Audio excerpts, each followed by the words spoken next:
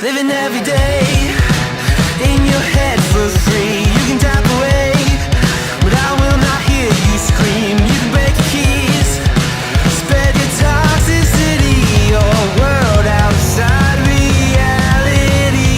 In your room, a little hideaway, but you let it brew enough to go insane. Living in the dark hasn't treated you well. You're building your own prison cell. Hey, wait, don't waste it on me. Spite lies telling you, don't waste it on me. Did I brush you off? Is it your lack of friends? We never met, even if you pretend. Am I in your debt? I don't owe you nothing. Don't say something you'll regret. Hey, wait, don't waste it on me. Spite lies telling you, don't waste it on me.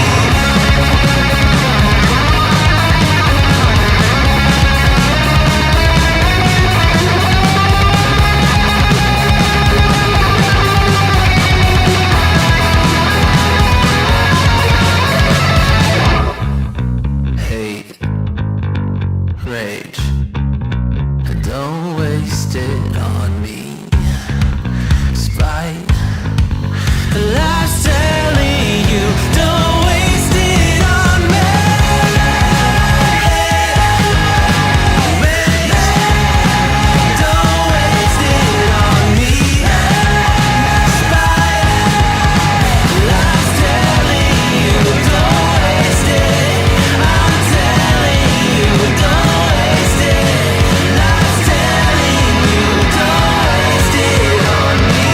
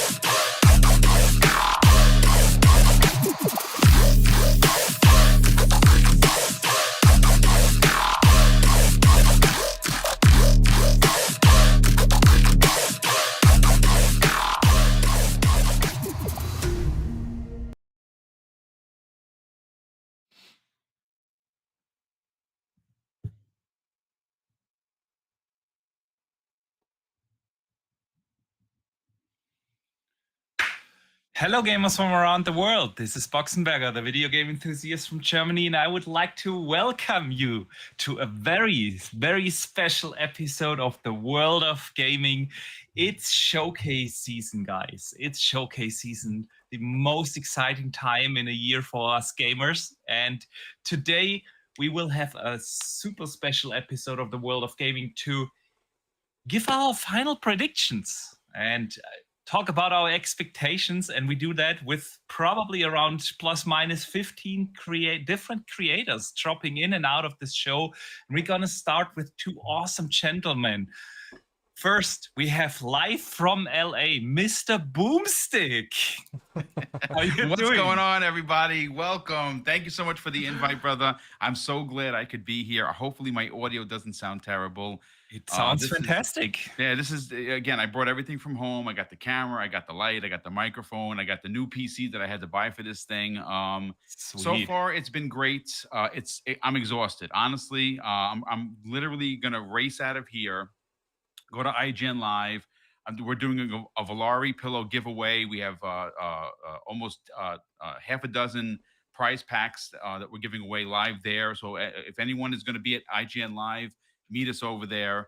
But yeah, yesterday's show was good. It wasn't great. Being there live though was something like was pretty cool to be there live. I got a chance to meet Danny Benya, his beautiful wife. I got a chance to hang out with Paris Lily from Gamertag and kind of funny. I met a lot of people, super cool. But I'm happy to be here. Yes, it is this is video game Christmas, if you will, and I'm looking forward to it. Awesome, man. I'm super excited that you were able to find the time to just briefly drop in here and give us a little of that flair, of that enthusiasm for life from LA. And we get to your predictions in a second, but let me also welcome Umbra. Infinite Umbra is here. How are you doing, my man? I am doing great, Box. I'm happy to be here with you two gentlemen. Well, you three gentlemen, including Boom. Yeah. Boom is out there. He's now your LA Boom now. LA Boom. LA Boom. Yeah, happy to be here, man. Excited for this. It is indeed, as he said, our gaming Christmas. So I'm excited for what we will see tomorrow. Yeah, excited. I thought I want to ask, are we going to talk about that show yesterday a bit? Well, can I ask you something? Look, let me just start this out. Well, yeah, you guys absolutely can jump on that. So FYI, today at 4 p.m. Pacific time, 7 p.m. Eastern, I will be doing a live stream, and it's going to be a combination of what we saw and experienced at IGN Live, and of course, what happened yesterday at the Summer Games Fest with Jeff Keighley and PlayStation. It's going to be around about maybe an hour and 15, maybe an hour and a half. So far, it's just me. If anybody wants to jump in and drop their bars, by all means, please DM me. We'll get you in, and we'll talk about it. And then from there, I have another thing I have to go to. So I'm going to be running until at least, I think, 10 o'clock tonight. I'm going to be exhausted, but it's all worth it. But again, yes, we are going to talk about Umbra. If you have time and you want to jump on, you can drop your bars there as well. Oh, yeah. You know, I love the sound of my own voice, so I'll do that. I love it. That is awesome. That is awesome. And yeah, we will probably also talk a little bit about it later. Amra, I don't know how long you intend to stay, of course. We will have different guests coming in and out of this show. Everyone can stay just as long as they want, so feel free, man, to hang around. But gentlemen, one thing before we dive into the actual topic of predictions and expectations, and Boom, you need to tell us a little bit what is the word on the streets in LA. One real quick thing. Thanks to our brother Sith Lord, we are able to do a giveaway a little later in the show. Nice. He gifted us a Gamepass code. And it's not one of these codes that you can only use when you are not a subscriber. So everyone can use that, and it works globally, so we don't have the issues like last time where we were having problems gifting stuff to our brothers from the US. So nice. We will do that a little later, so shout out to him. And we already have a couple of other guests joining it live from LA. This is awesome. Hagid and KS Santi are here. Gentlemen, how are you doing? Are you in the same room, Japs? Are you in the same room? Is this a three-way going on here? Holy man, 24, no Diddy. I think upstairs, right? Yeah. We're a few floors down, yes. Yeah. Okay. Gentlemen, it's awesome that you join us here today. You sound good? Yep. A little. I'll make you a little louder on my end, but don't worry about that. Fantastic that you gentlemen are also able to join us here today. We were just about to start. Let us, you three, you are in LA. What is the word on the street? How is the excitement level in LA? Tell us a little bit. What's the rumors on the streets? Who do you want to start? Hargy, go ahead, brother. Knock it out. Well, I mean, so SGF was expected to not be that great, and a lot of people apparently hated it. I loved it. I thought it was great. As far as the Xbox showcase, I think things are still pretty, people are looking forward to it, right? So there's a pretty good, I guess, enthusiasm for that one. unless you're on the other persuasion on the food side. That's a problem.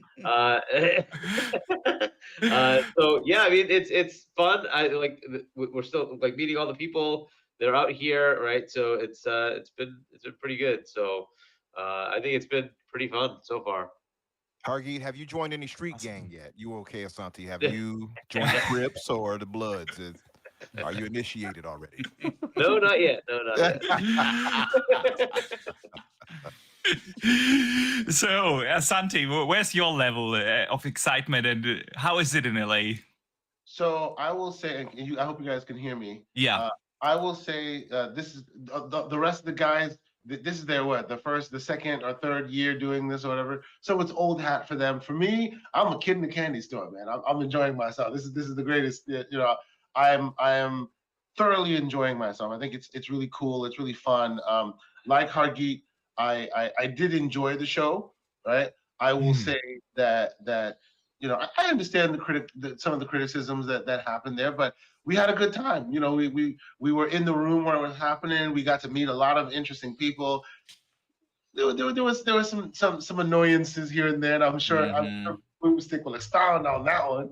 But yes, it was a good time had by all. Got to meet a lot of the great trusted content creators and the community members and whatnot. So you know, I got to hang out with Paris for a little bit. Got to hang out with Aaron Greenberg for a little bit. A few other folks. It was really cool. You know, so.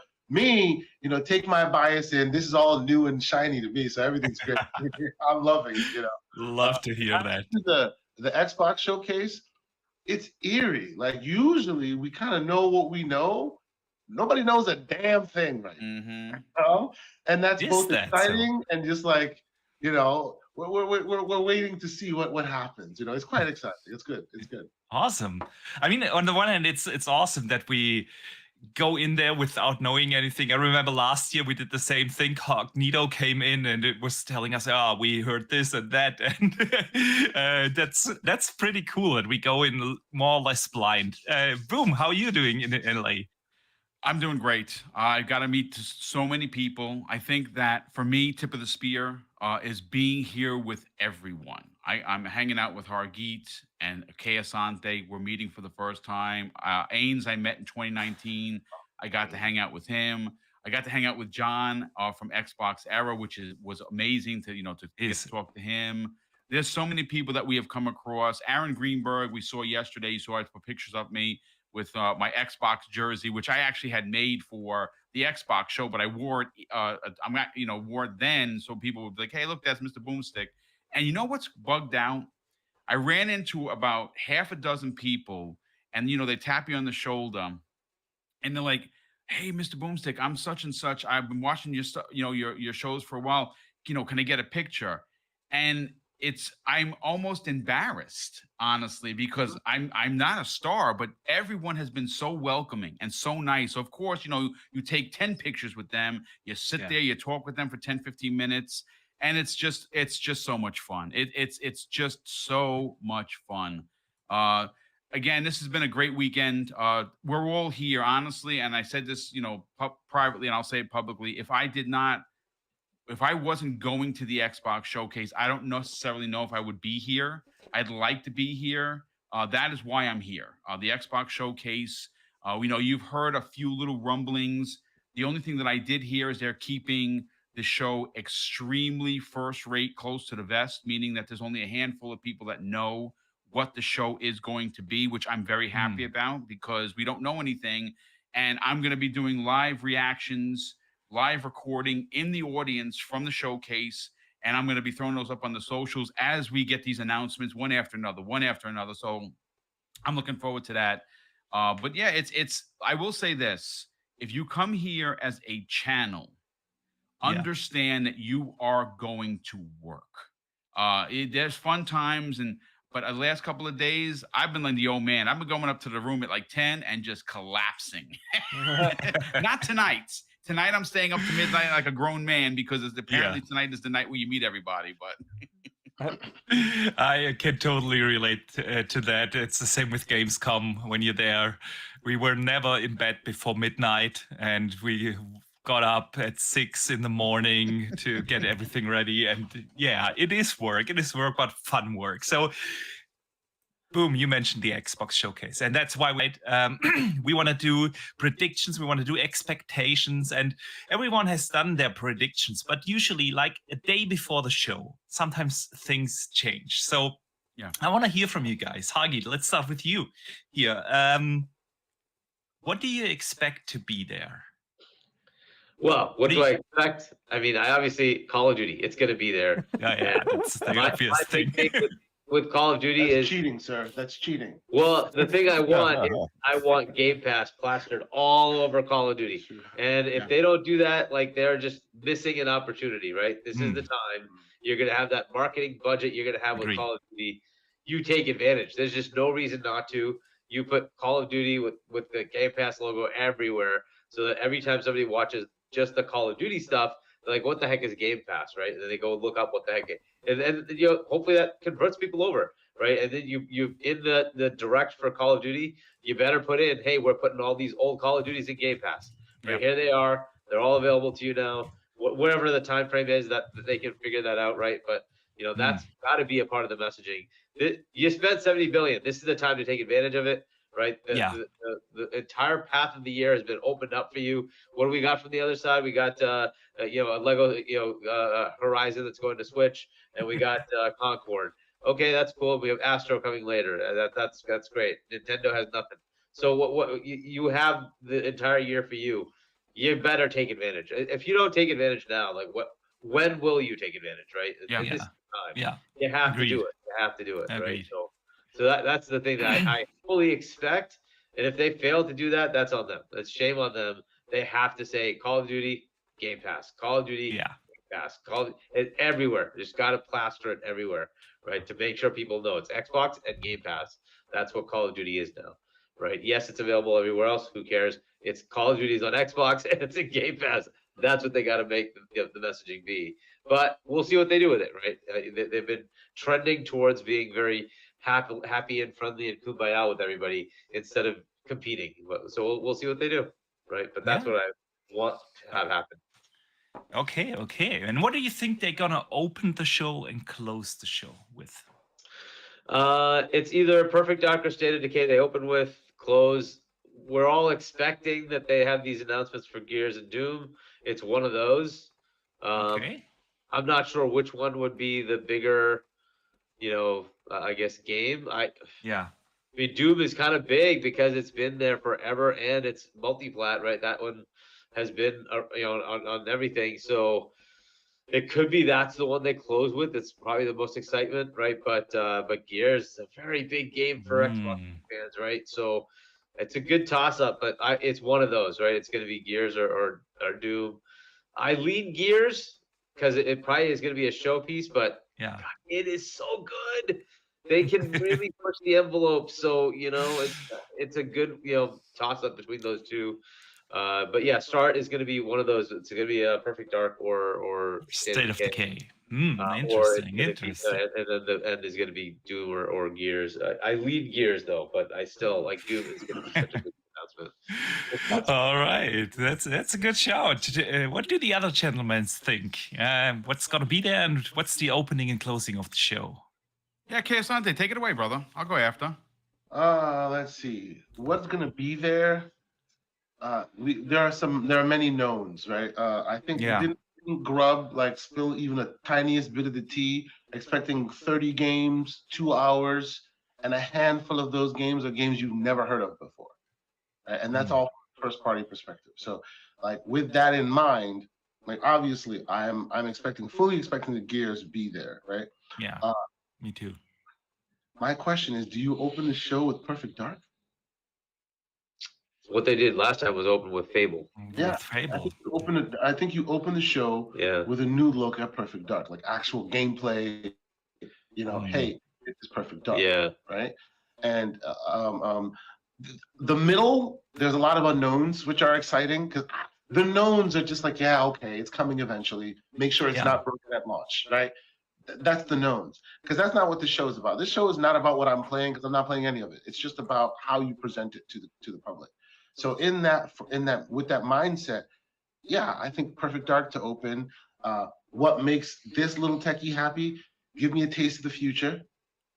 Maybe show me a silhouette of a handheld. If nothing else, show me some software. You know, show me what it will potentially look like. You know, because you're community-focused, you're community-driven. We're all here for you. The community's here for you. Be a bit more full-throated about your intentions and your plans, right?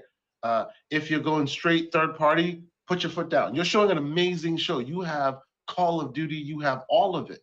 As I said, no one can even stand close to you this time. There's wind at your back. There's nobody even stepping. Yeah. If it is, everything's going everywhere, show us the bangers, blow your wig back, rip the Band-Aid off. Just do it, right? I would love that, man. Some grifters will grift for a week, and then they'll move on because the trailers will continue to speak, right? Don't leave it open-ended, right? If you're showing hardware, show us some hardware, right? It doesn't have to be the whole crazy, because you know the devil's in the details. They're still working on all that stuff. A silhouette is fine, you know. Let us know.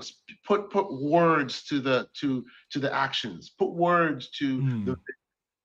That's fine. Let people have some security in thinking and knowing that, hey, they didn't hear it from their favorite content creator or some guy somewhere. They heard it from the horse's mouth, as it were, right? Yeah. That's what I would love to see. And to close the show, either an unknown AAA monster that we didn't see coming, or Gears. Because Gears everyone itself puts Gears at the end. See, I'm in the boat IP. that they're gonna open the show with Gears. They wanna. This is an Xbox show, right? And what tells everyone? Okay, Xbox is here. This is Xbox. Gears is telling you that. Sure. And you know what? On your to your point, maybe they open with Gears because you've seen, even if it is in CG format, you've seen the announcement for Perfect Dark. So when next time they show it, they have to show you gameplay, right? Exactly. So maybe gameplay is something in the mix, or gameplay is towards the end, which is fine. Yeah. But Gears definitely has to be there. Perfect Dark has to be there, right? There are many others that I think should really be there. There's one that I am almost certain won't be there, and already my virtual tomatoes are ready to hand out. Like, for me, today, I'm super excited. Met Aaron Greenberg. I'm planning on meeting all these other guys. I'm super excited, but mine is already starting at a 9 out of 10. Not a 10 out of 10. You drop from there. You're not starting at a 10, because I know there will be no Halo. So there's already a 9 for me. Right? That's fair. Halo there is That's fantastic. I know there won't be a Halo. Well, I'm hoping against hope. I'm hoping against hope. But, you know, the end, as Dutch is putting it, show us something new. You have so much in the tank at this point. Show us something new that then takes the energy and because look, if you are planning on ripping the Band-Aid off, that may be the talking point that everybody wants to talk about forever and a day, right? Yeah. But you would not really tell by showing us something insanely new that no one saw coming, that your favorite content creator or your favorite insider had no knowledge or history about, right? That will move the they're bringing it everywhere. Who cares if they're bringing it everywhere? Have you seen this game? Right? Yeah. Otherwise, the other talking point will be, oh, there goes the Series S again, holding us back. We're not getting back with Wukong on time. You know what I'm saying? Like, the guns are already loaded, the bullets are already in the chamber, it's already ready, but you have so much content. So much content. True that is so true. To that point, Kay, by the way, when I get to my point, I do believe that the end will be something new. Yes. But I want to let Boom go ahead and get his bars off. Yeah, I appreciate it, Umbra. Well, and Umbra, I just want to point out, Gears is supposed to be something new. True. We just have these leaks, and unfortunately, it ruined that. That is also very true. So, very true. It's supposed to be new. So is Doom. That's supposed to be new. Yeah. But unfortunately, and real quick, by the way, I will be my one-man band real quick and say, screw this Gears stuff. It's Gears of War 6. Yes, Gears of War 6. Thank you. Let's go back to the OG. Thank you. I'm sorry. I can reclaim the GOW. You know, Yes. we are the OG Gaul here. Let's go. Yeah, absolutely. Nah, that's good. I'm glad you're bringing it back. Kesant, I appreciate it. But yeah, for me, okay, so I'm going back to the well. I have a freshly created Banjo-Kazooie shirt that I'm wearing to the event. I don't care if you throw the tomatoes and you don't. I need to see Banjo-Kazooie. Paris is in that camp. So is Ains from Seasoned Gaming. Even you can believe this, and I'm gonna say I'm putting you on blast, Colt Eastwood. Even Colt Eastwood said yesterday, both to me and Ains, that he is on board with a new Banjo-Kazooie. We've converted He's him. just going with the in crowd, boom. He's just going with the in crowd. I don't know. I'm going to give Colt Eastwood his just due and say that he is not just jonesing with the Joneses, if you will. So that's my number one big one. I gotta see a Banjo-Kazooie. I gotta see who's making it, and I hope that it's real. For me, Gear 6 or Gears of War 6, great. I know it's going to be good. I know it's going to be tip of the spear. It's going to be Unreal Engine 5 at its best. We all know that. But this is what I see playing out. They show us Gears of War 6. We're like, my God, right? And then it fades to black. And then the Mad World song starts playing. And then they show the Gears of War Marcus Phoenix collection in Unreal Engine 5 available today. Let's go. Yes. Okay. Oh man. Getting goosebumps here. Yes. I got goosebumps, ladies and gentlemen. I got them on both arms and both legs. And the third one, for me as an OG, I have to see actual Unreal Engine 5 gameplay of Fable. Not a cutscene. Show us the gameplay that looks so good that people are going to be like... I'll push back on you just for a second there. We live in a post-Hellblade 2 world, sir. How do you know that was a cutscene? You didn't know that? No, again, I was gonna caveat that with it's gonna look like a cutscene, but it's gameplay. That's so you're absolutely right. The post-world... the post Hellblade 2 world that we're living in, you have to at least match it. We know that Xbox is going to do it. I don't know if Sony or Nintendo are going to do it, but we know that Xbox is definitely doing it. So those are my three picks. Banjo-Kazooie to open. The very delicious middle of this Xbox sandwich that we're going to gobble down is Gears of War 6. We get a chance to see that in Unreal Engine 5, and then of course. Proving me right that there is a Gears of War collection or the Marcus Phoenix collection that is coming out. I'd love a shadow drop. We did hear some rumors that they were going to drop a first-party game.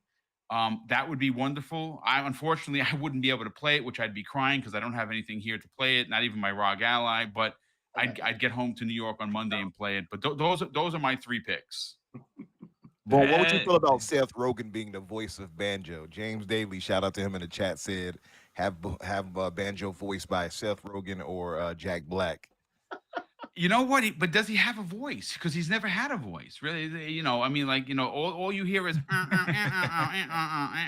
that's what it is, right? Right.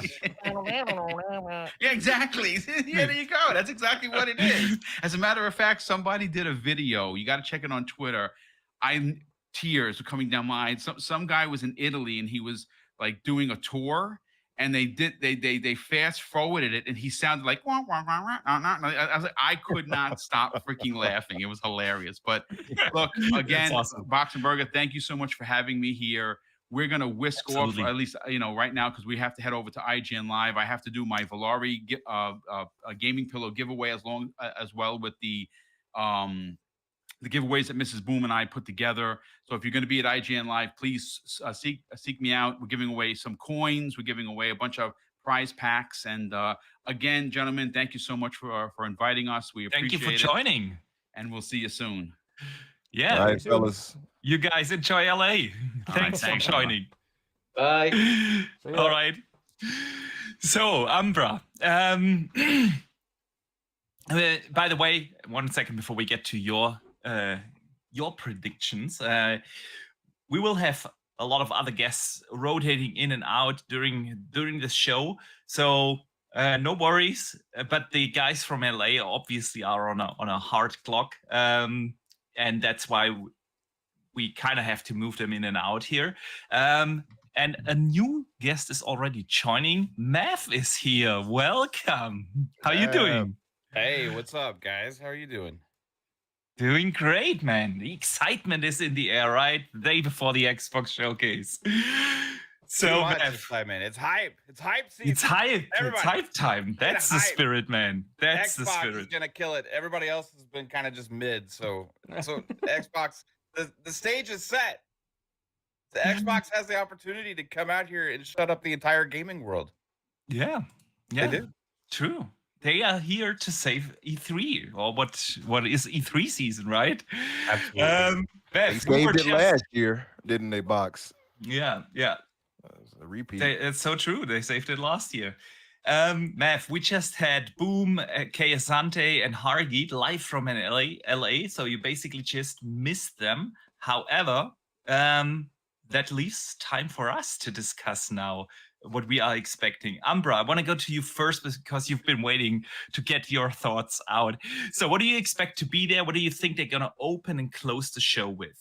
So I had been, I'm doing this giveaway, and I'm sure some of you all in the chat had been paying attention to that and saw it on my timeline. So whoever is the closest, and and people that follow me and follow the rules of that contest, I'm giving away Hypercharge Unboxed this next week on the show. So I thought, okay, let's get a 10 game announcement. Like what 10 games you think will be there? But then somebody was like on the show was like of this past episode of mine, I guess, was like, what about like 10 announcements? I'm like, okay, that makes sense. But me, I'm going to stick to hard 10 games. So I'll give my 10 games and to open. And I just revised number 10, by the way, with what Kay Asante and both Boom said. And something I just saw a minute ago on Twitter that made me think, what if? Now, if you all had watched Kinda Funny, you would have seen Jeff Grubb mentioned that there will be 5 new announcements as far as games. 5 new unannounced games will be announced, right? Now, I don't want to go too spoilery. I'm sure some of you all are like, no, bleach my ears clean of that, what you just told me. I'm not going to go into that because they didn't actually say what they were. But number one, to open up. Some of these are going to be obvious and redundant, right? But Perfect Dark, I think that opens the show. Much like Fable did a year before when we were waiting on that and we finally saw it. Fable opened that show and we were all blown away. I think Perfect Dark is that game this year that is going to open the show. And we finally get to see how that looks. I'm thinking obviously it'll be in first person. To stick with the roots of the series. A lot of people say Perfect Dark is going to open the show, so yeah.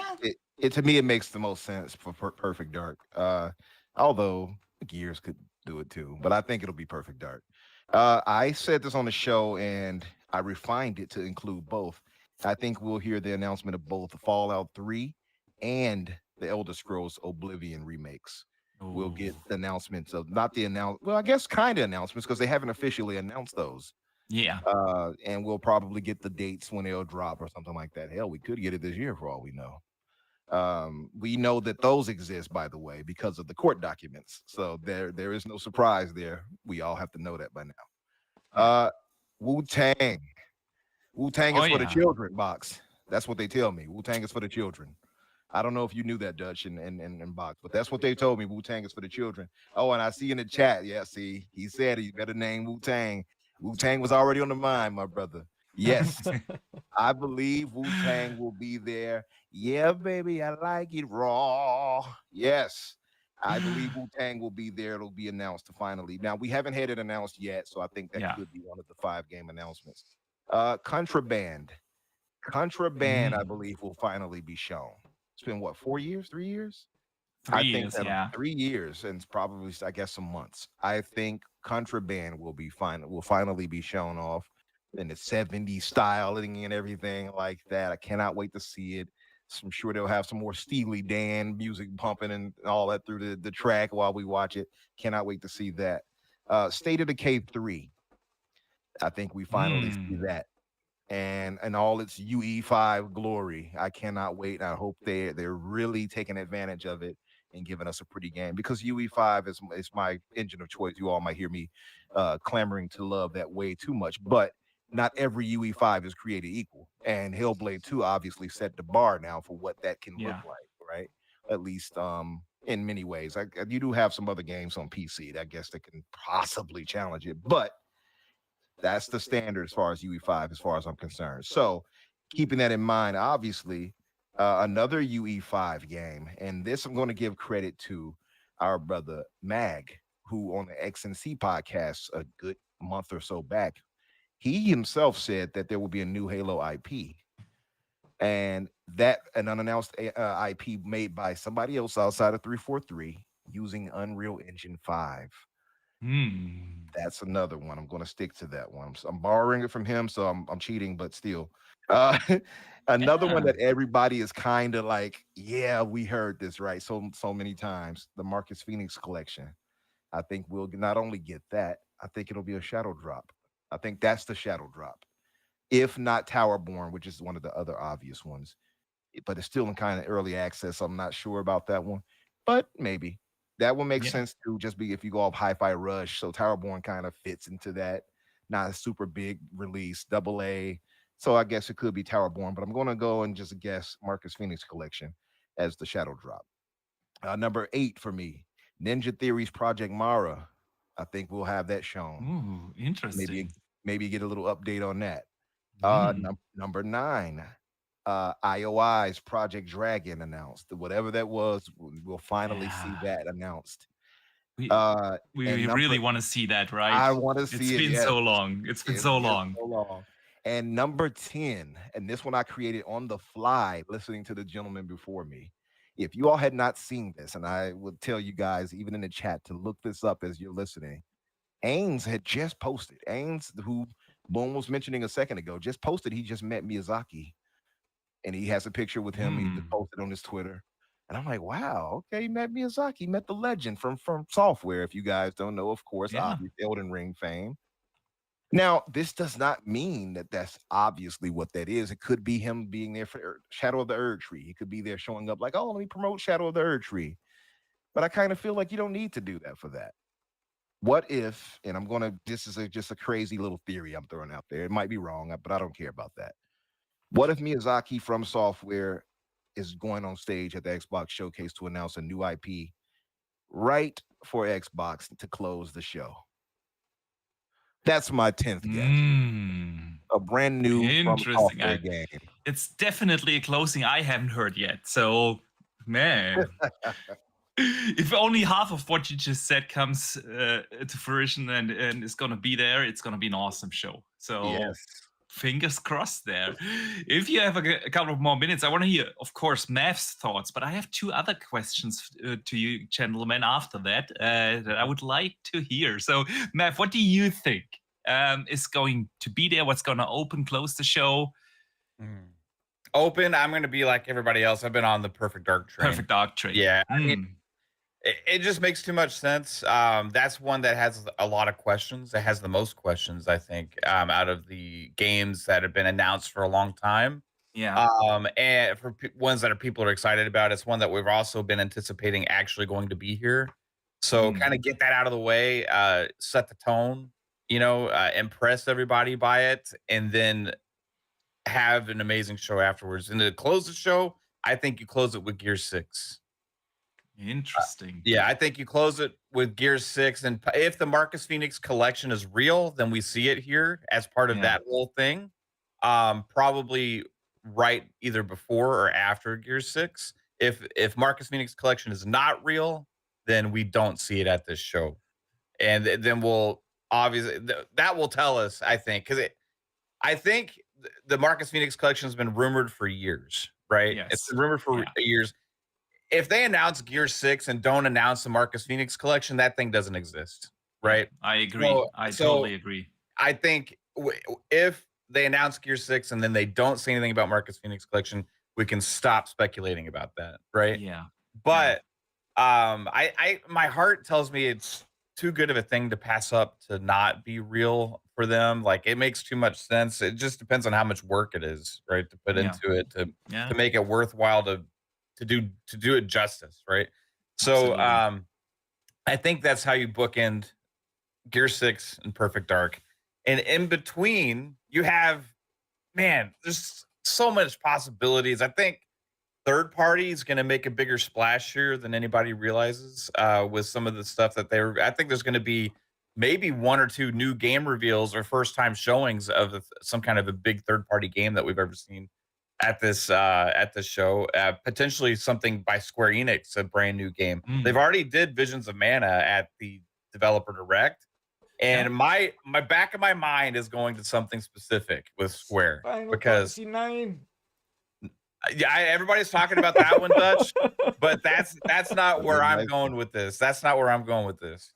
I'm going back to the NVIDIA leaks that happened a couple years ago. Okay, the NVIDIA leaks had several different games on it that all turned out to be true.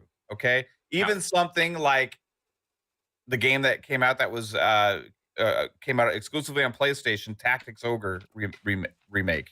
Okay. Yeah. The other one on there, which is a tentpole game for many of us tactics enthusiasts, which is like the creme de la creme of this genre, is Final Fantasy Tactics. And it was on the list. It has not been revealed yet. Okay.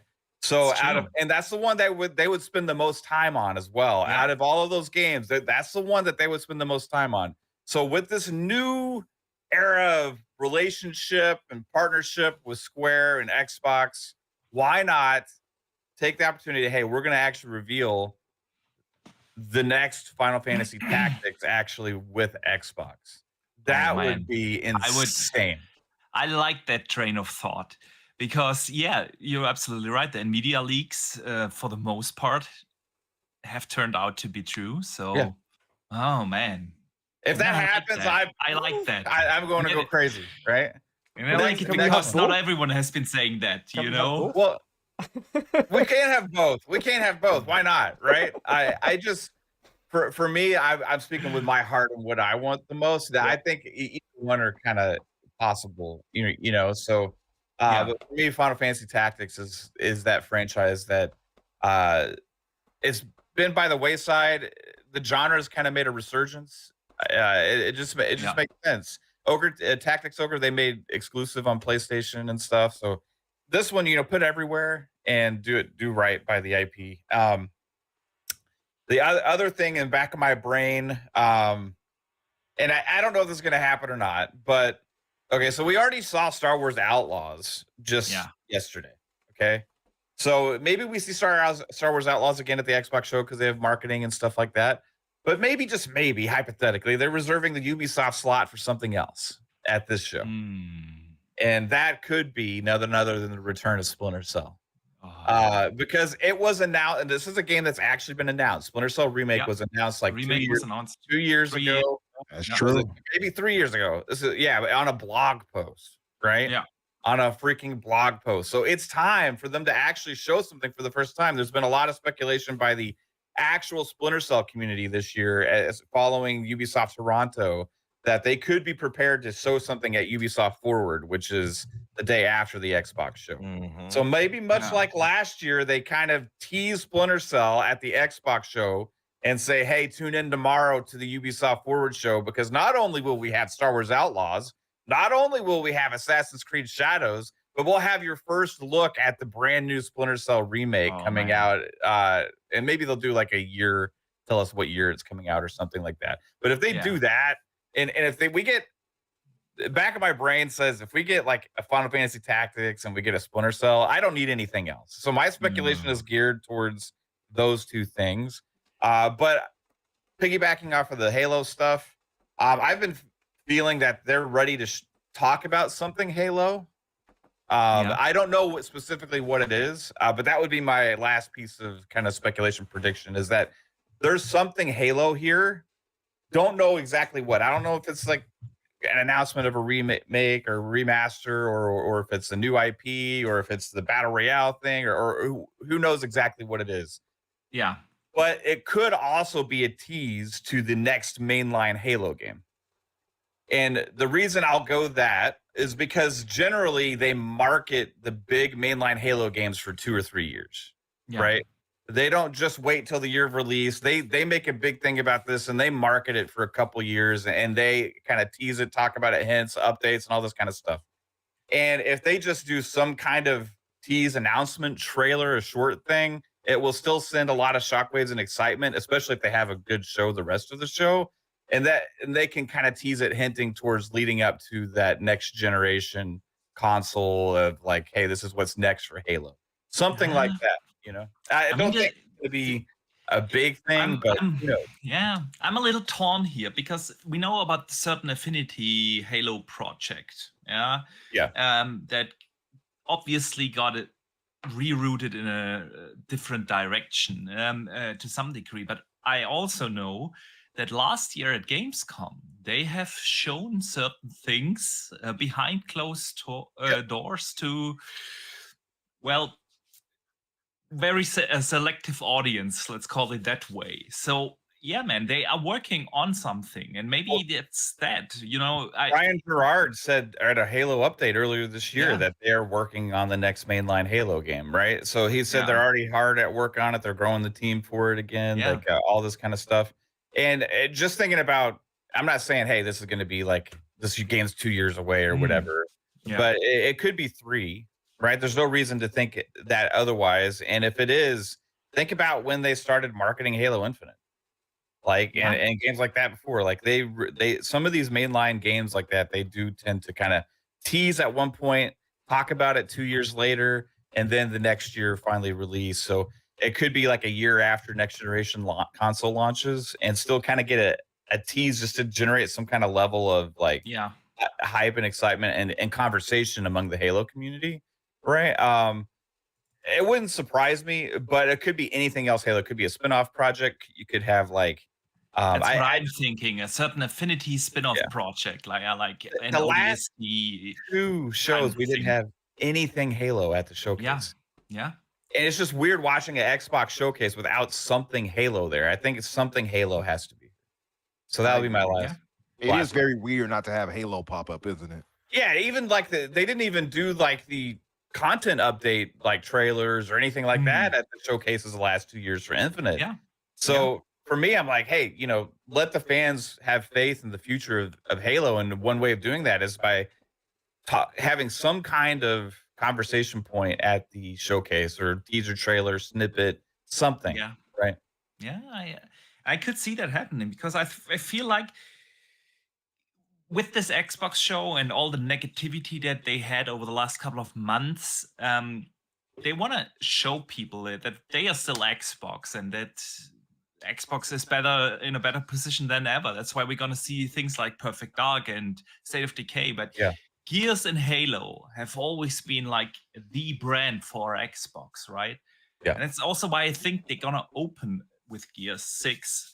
Because you want to open the game with the show with a game that needs no explanation, and since they have already shown with a teaser trailer or CGI trailer, Perfect Dark, next time you want to see proper gameplay, and you probably want to explain a little bit what the game is going to be. You're not going to open that show with such a game, but with Gears 6, everyone knows what's Gears. You know, we know what the gameplay is, and so on.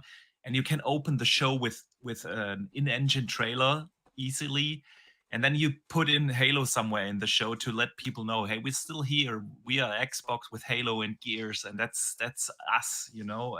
So yeah, man, I could see that happening. Yeah. All right. I mean, there's the obvious, easy to make predictions that stuff we know is going to be there, right? Yeah. But that's not fun for me. You know, so what are you both to do then while we've got you here? What is your dream announcement? What is the like out of this world, like in your brain dream announcement? Halo Wars 3. Oh yes, please. Easy. I would love that. Yeah. But like taking it into a bigger perspective though, like even like third party wise, like if they really brought back Command and Conquer from EA. Or something that's even more out of the realm of possibility. StarCraft. Like you really want to jump. off the deep end, Lord of the Rings Battle for Middle Earth 3, but that's not going to happen because EA owns the IP for that franchise, but Lord of the Rings is actually Embracer. Amazon, right? Yeah. Well, Lord of the Rings has Embracer Group, but they have a deal with Amazon. EA is the one that published Lord of the Rings Battle for Middle Earth, so that I don't know how you do it, but RTS like Lord of the Rings Battle for Middle Earth, that'd be amazing. I'm RTS snob, so all of my like pipe dream things are those traditional RTS games. You know, that's why I'm a little surprised you didn't mention StarCraft, man. With StarCraft, there was I think there was like Command and Conquer players and there were StarCraft players, right? Yeah. And I was always the Command and Conquer guy. I dabbled in StarCraft, but I was more of a mainline Command and Conquer. But that being said, like if StarCraft 3 came out and got announced today, I would be all over that because there is no Command and Conquer anymore. So I'll take one or the other, you know? Yeah. Absolutely. Totally. All right. Umbra, before we get your dream announcement, let me briefly shout out Homer J 1889, who just became a channel member. Thank you so much for the support. Super appreciated. Umbra, what would make your dream announcement? Something that's unlikely to happen, but what would make that an 11 out of 10 for you? You know, Halo related is top tier because that is my favorite IP of all time, my favorite franchise of all time. So I agree with Mav there, where if they were to show that and we did not see anything from them last year, not even new content, new season, you know, they all stopped at that point, or at least they were about to announce that. And so something Halo announcement, if that is the case that we will see this new spinoff IP in Unreal Engine 5, what a delight. Yeah. My favorite engine, my favorite franchise, who could ask for more? But I said this on Boom's podcast when you were actually there with us, Box, and I said, imagine you hear and Mav already said it, but imagine you hear this twing, and you see the 3 dots appear on screen. Splinter Cell. And it's Splinter Cell, and Microsoft has either worked out some exclusivity or have acquired the IP. Now, that's a little too fantastical, of course, but let's just say the exclusivity and they have it coming to Xbox. I don't even care if it's not exclusive, as long as it's there. I think, and of course, like he said, it will just announce it here and say, hey, you'll see more of it tomorrow, whatever, et cetera, et cetera. That is a major W, and I hope to see that. It's a very realistic W, too. It's something that can happen. That can actually happen, Mm-hmm. That is true. Yeah. That is true. That's what would make your dream announcement. Ooh, my dream announcement. I think it would just, if I did get Final Fantasy IX showcased up here by Square Enix, I think I'd lose the plot. I know you would, that man. Yeah. I mean, even the hint that thing might be getting shown off anytime soon would be amazing. So, it would be FF9. Awesome. Mav, I know you have to head out. One last question before you leave. I'm going to steal that from Lord Cognito because I've been on the Iron Lords last Sunday and I loved the question. It was a fantastic conversation we had afterwards. What would make this a big, or what is a big L that Xbox can do tomorrow? What do you really want them to avoid not to do?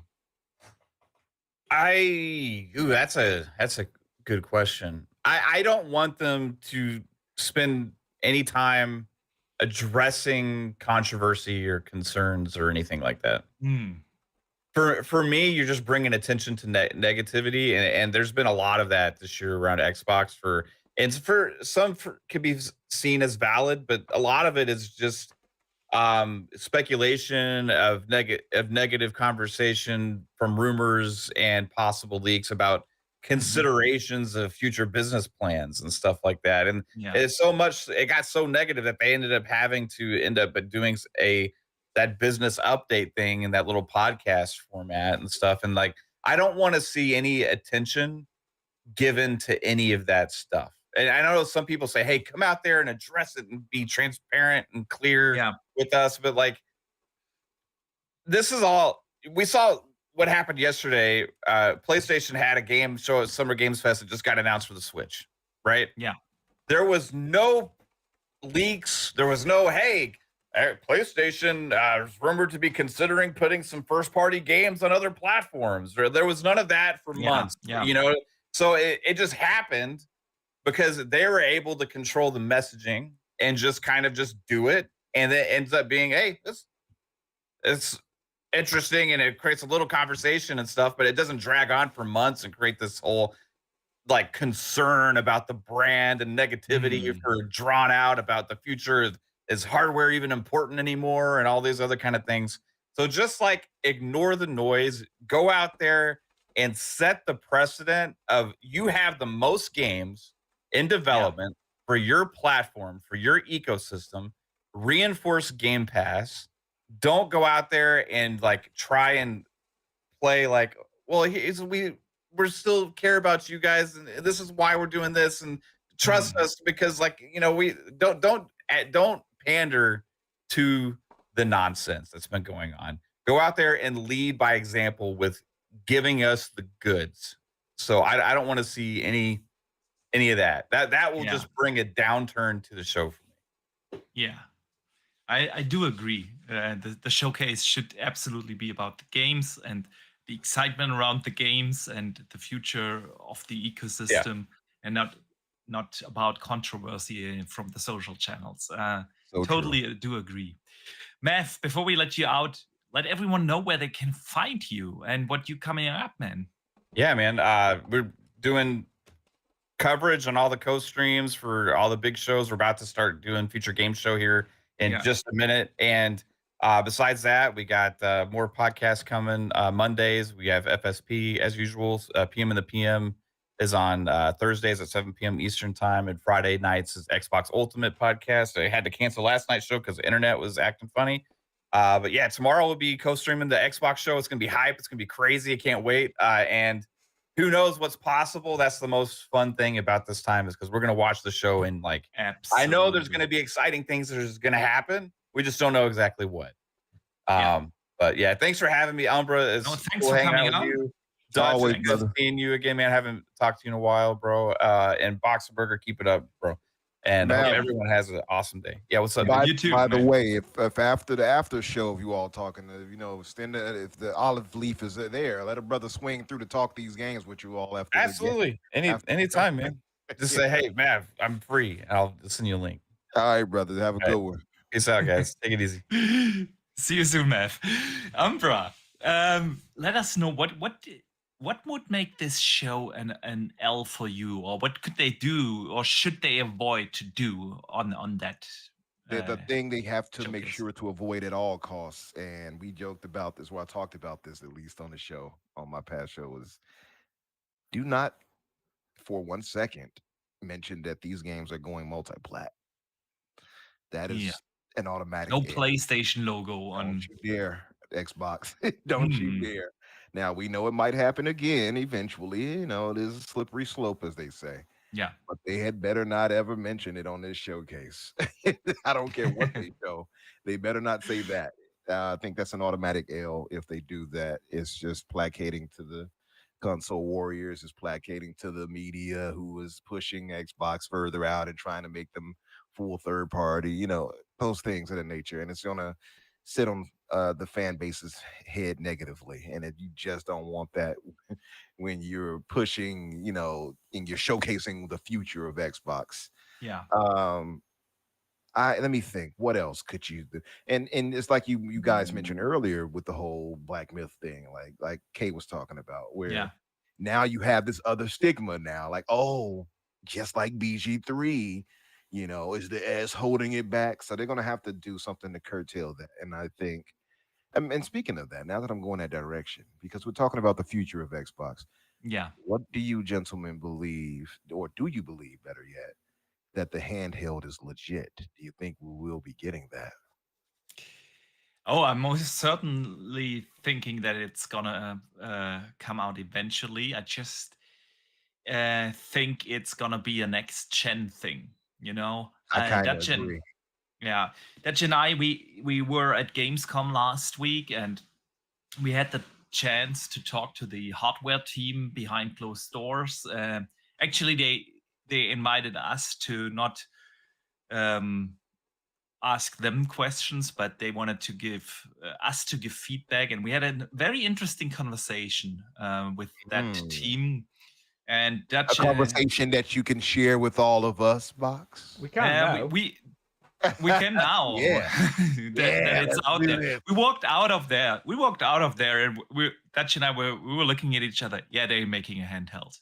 Absolutely. But I think we both agreed at the time, because they probably shouldn't have said certain things and asked us certain questions. That was more like they actually wanted to get feedback on the Series X and the controllers and everything, and it came up by accident, and we didn't want anyone of the team to get into trouble. So, but yeah, we were pretty sure that they are working on a handheld, but probably more in an early stage, because they were still trying to figure out which OS to use, what to focus on, which price range to design it for, and it was more like early stage. So yeah, I'm thinking handheld, absolutely. And if I would answer the question of my dream announcement, what would make this an 11 out of 10, it would be the handheld, because I really, really want that. I love my Alley, don't get me wrong, it's fantastic,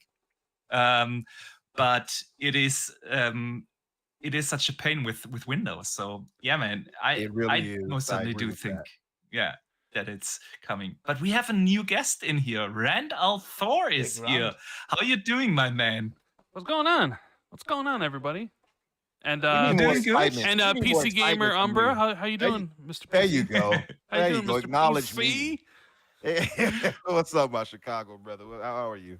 I'm doing all right. I had a little break here. Got some family stuff going on, but I got like 10, 15 minutes, and I saw that my Chicago brother was on, so I was like, I'll hop in now instead of waiting. Indeed. So Indeed.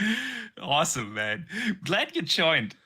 I know you only have a couple of minutes, so let's get right into it. Where's the hype level for tomorrow? What do you expect? We've seen the video. Of your expectations. The video, yeah. I mean, some of it will be right, some of it will be wrong. You gotta throw in some things that are wrong, of course. Oh, look at Skaz! Oh man, it's a party now.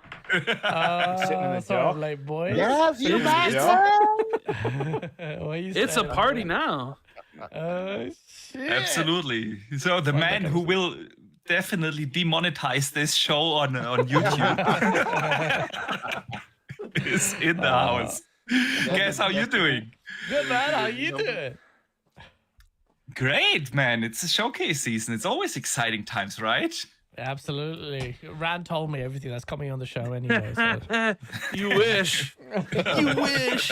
He's told me, bros. Thank you, Rand. Yeah. No, it's awesome to have both of you on here. Oh, it's a pleasure, man. It's a pleasure, bro. Yeah. Hey, so hey. let's get. Hey. And the right dressing. Yeah, love it. Awesome. Gentlemen, so tomorrow, Xbox Showcase. Rand, you mentioned in your video what you think is going to open the show. Maybe someone hasn't seen the video just yet. If not, they should definitely go out and watch it. But you want me to? Okay. So your expectations before I ask you a question you didn't answer in the video. Well, okay. What was the question I didn't answer in the video? So I'm stealing that question from Lord Cognito because he asked me that on the Iron Lords last Sunday, and it is a fantastic question. What could Xbox do to make this show an L? Everything. What should they definitely avoid doing? What they should avoid doing. I mean, obviously PlayStation 5 logos on trailers for games that are going multi-platform is. You probably just want to focus on Xbox, and if like Doom, the Dark Ages, we're pretty confident that's a day one multi-plat game. You don't need to have that in the trailer at your show. You can just have that in a blog post and other trailers later. So I think that would take a lot of the hype away for a lot of people, is having that stuff. I agree. I don't know. I mean, it would for it to be now. There would have to be like multiple games missing. No Perfect Dark, no Gear 6, stuff like that. Where things that you were expecting. Like I think I did hear Umbra say earlier. You're expecting Gears Collection, Umbra? You think it's a shadow drop? Yeah, I'm kind of going out on the limbs thinking the Marcus Phoenix collection might show up and it'll be a shadow drop. Just throwing it out there. But Towerborn makes the most obvious sense. I don't think there's a shadow drop, and I'm pretty sure I'm right on what I said the shadow drop was going to be in my video. You said Towerborn, right? No, I said it's going to be the Starfield creation kit. Oh, modding, the modding stuff. The modding. Yeah. You They think have that'll been be quiet about that. They have been very quiet about that. I But it's don't want that supposed to to be it. come. I want a game, a brand new game. You know what? I'll throw some cold water on here for your Umbra, right? I don't think you'll see Gears Collection this year. No. Actually, I don't think it exists. I'm glad. No, I think it does exist. I think it's just further away. Next year. Yeah, because I don't think Gears 6 is coming until 2026, so they still have time to slot in a Gears Collection sometime next year. But you asked about what I thought would start the show. Yes. And for a while, I've been banging the drum about Perfect Dark starting the show because I thought they were going to kind of recapture what they did last year with a game Fable. that nobody had seen in a while. We all wanted to know what it looked like, and that was Fable. I think that worked pretty well. Now, I've been going back and forth with myself since I made that video, and I actually came up with another scenario, right? Please do tell.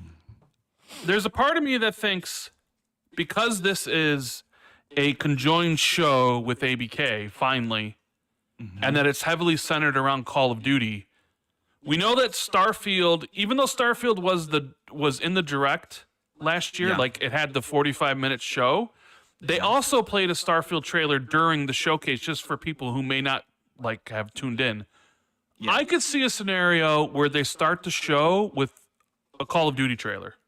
Like a short one, maybe like a minute long, where it's not the full thing, and it's Call of Duty, and then Phil comes on stage or whatever, or Sarah Bond, and is like, "It's great to have Call of Duty back on the stage. Tune in. Make sure to tune in, later, right? Because you're gonna have a bunch of people tuning in at the beginning. You're gonna want to reiterate that Call of Duty's there, right? It's a Call of Duty's in all the promotions. So while my prediction was Perfect Dark, I'm also starting to think that maybe they go, we're going to start off with a short Call of Duty tease, and they'll go from there. I don't know. I don't know if that makes any... It makes sense. I was actually expecting something like you just mentioned at the Keeleys yesterday. I thought that they are going to be at the Keeleys with a 30-second thing to let everyone know, hey, you got to tune in tomorrow. But I could also see them do that at the beginning of the show. Gaz, what do you think's opening, Gaz? What do you think? Call of Duty would be crap, even though you've got a whole freaking section for them. So I hope. I'm just saying, they had a Starfield trailer in last year's show, right? For people who didn't watch the direct, and Call of Duty was somewhere in the middle of the show. Point. And Call of Duty hasn't been in an Xbox show since like 2013. It's heavily part of the marketing. PlayStation's had it since 2014, I think. Damn. I'm just saying, I could see it. I could see Call of Duty opening, and then moving from there. I don't know. I think you're right, because Call of Duty is so big, and if you want to make sure people don't miss it, who don't watch the post show, whatever the Call of Duty direct is. So But if I was doing the show, I'd do Perfect Dark. But that's just me. Bro, if they do Perfect Dark right at the start, bam, hit you with the dopamine release, I would be on it. But I was kind of making the thing where you do a 1-2 punch. Last year was Fable and South of Midnight, and then into Star Wars.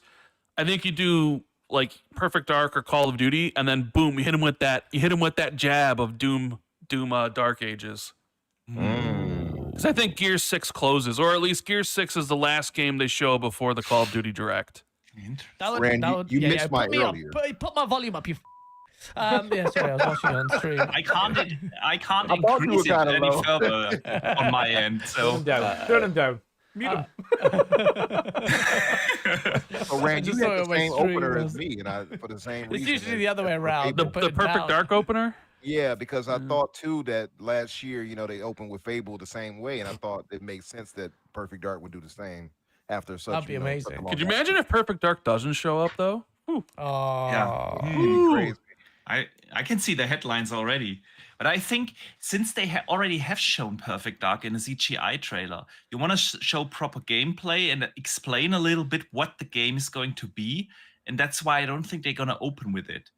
I think they're going to open with Gears 6 because they want to let everyone know, hey, we are Xbox and Gears is Xbox. Gears and Halo has always been face of Xbox, and with that they open the show and say, okay, this is an Xbox show. And you don't need to explain Gears, you can just impress with visuals. I think Gears is the end. I think the last thing you'll see before Call of Duty is Gears 6. In my opinion. That'd be really cool. That'd be really cool. I don't think that they're gonna have one more thing at the end. Well, I'm not saying it's one more thing. I'm saying it's gonna be in a position like Clockwork Revolution was, where it's the final game before you see the Call of Duty stuff. Yeah. Right? I mean, if we're talking Perfect Dark and we're talking Gears, I mean those two alone would be pretty big. But I mean, the state of play in that game show. I didn't even watch yesterday's showcase event. I just know it was crap. Dude, I watched the first hour and turned it off. Really? I was like, I can't. This is the worst show he's put on. Yeah, it was really not good. It was midnight my time when it aired, so I watched it this morning, and I was so glad that I could skip through it, and didn't really have to watch everything. Nah. So what I came to a 6 out of 10, but I think I was being way generous. It's probably more of a 5 out of 10 for that show. I never turn off stuff, and I was just like, I'm done. And I was like, I made my video. That's 2 videos, guys. Yeah, we're good. Yeah. Guys, I made a video. You proud of me, bro? When did you make a video? Yesterday. Oh, I've been out all of yesterday. Randall Thor 19, the man with the trillion. Let's see. What have you done? The Ultimate Game Showcase preview. Gears, Doom, Perfect Dark.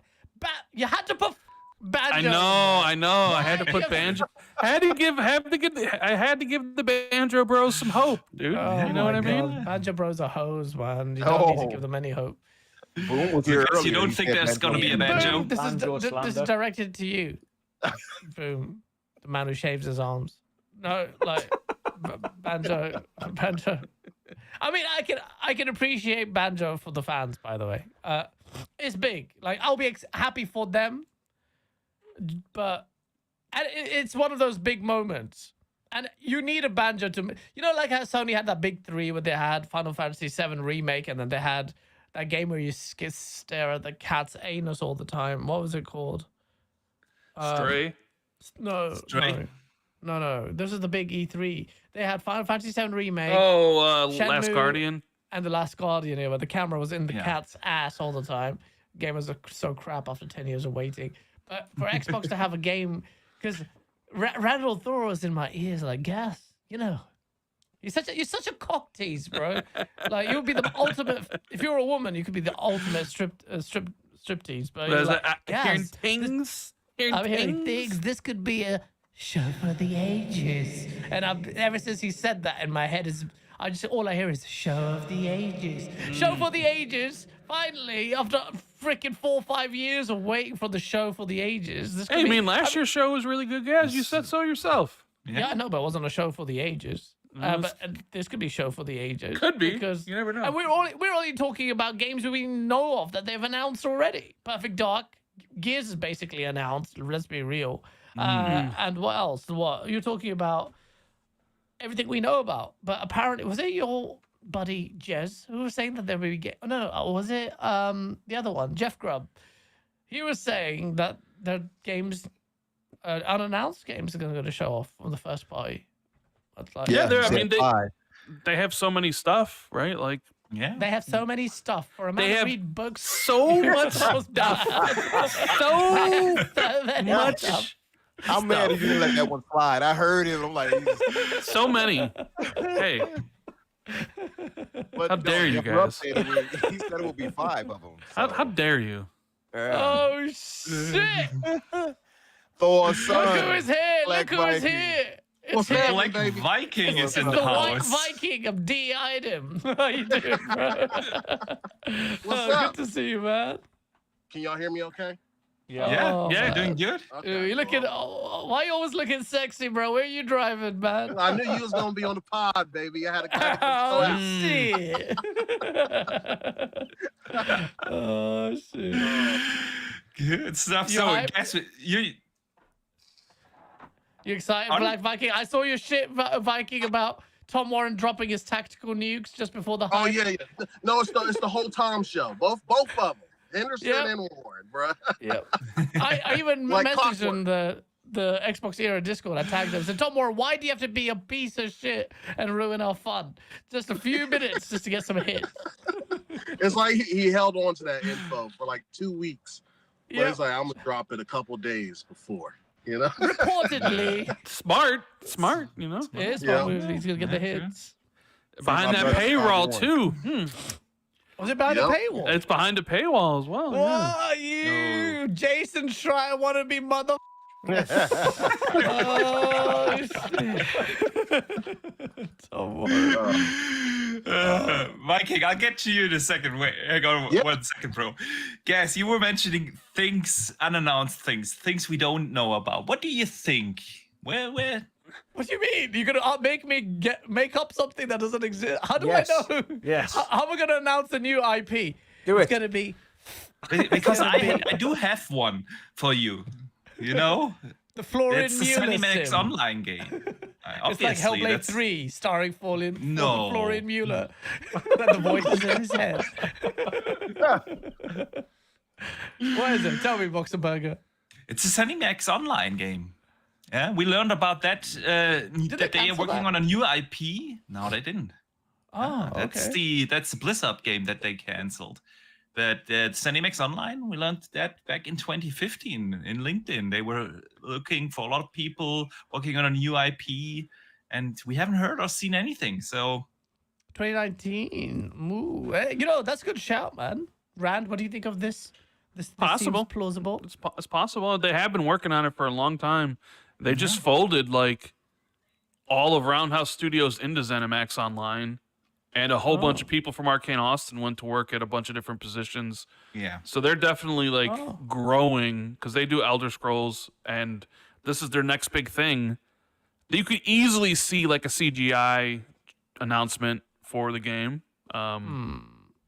Hey, Yeah. so you all weren't here yet, but speaking of like creating a game that could be there, my number 10 closing argument was that it would be a new IP with Miyazaki and From Software announcing a new game they're making for Xbox. I based it off of Ains taking a picture of Miyazaki. He's out in LA right now. And I'm like, why would he be there? Couldn't be for Erdtree. We don't need him for that. So just throwing it out there as a guess, a wild guess. You mean like maybe Activision signed Sekiro 2? Wait, you got some beans? No, I'm just saying like Activision published Sekiro 2 or Sekiro 1. Maybe they have publishing rights Rand's about to get snuffed. and they want to do a sequel, so they'll announce like a Sekiro. I would love it, guys. I mean, Oh my god, I need to finish that last boss. But if that happens, don't make it multiply. You. Oh my god, the salt would be amazing. Black Myth Wukong is basically exclusive, timed anyway. So give us this, please. That would be huge. That would be huge. guys, it's ABK. Everything ABK makes is going to be multi-plat. You know this. Yeah, I know. yeah. I'll take it. Everything Bethesda makes moving forward is going to be multi-plat too. You know this. I as heard a well. couple Yeah, of. that's so true. Actually, I'm not allowed to say. You're not allowed to say. Yeah, I'll get you in trouble. Get me in trouble. What did I do? Well, you kind of told Colt. You know how big Colt's mouth is. Well, then if I told Cole, it'd probably be wrong because I know how big his mouth is. Oh, look at you! Feeding him incorrect information. Good stuff. Viking, what do you expect to be at the show? What's the opening, closing thing for you? Oh yeah, my opening closing is really easy. It's going to be Perfect Dark as the opener. Everyone's saying that. Yeah, everyone's Yeah, saying that, yeah. Yeah, and my reason being, and Boxenberg, you heard my reasoning on the Iron Lords podcast, is that there's been so much talk about it being in development hell and blah blah blah. Yeah. Just come out the gate and shut everybody up. Show gameplay, just let it hit. And then closing Gear 6. I think Gear 6. Everyone is saying that. That's the perfect sandwich. Hey, Viking. I don't know if you heard. I presented I presented a second opener. Okay. I was saying maybe they open with COD. The Activision, like the back and pat stuff? Or... No, like the new COD.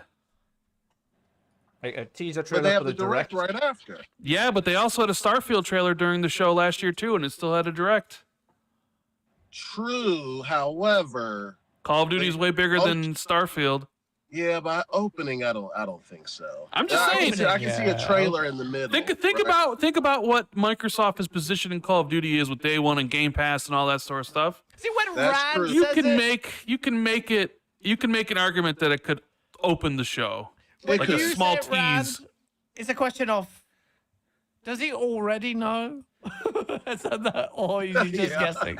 It's a mixture of both. No, I'm saying like when I was going over scenarios, I was like, okay, this could be Perfect Dark, and that's what I went with. But I could also see a scenario where it's Call of Duty. Yeah. I'm not gonna 100% doubt that, but Perfect Dark just makes so much damn sense.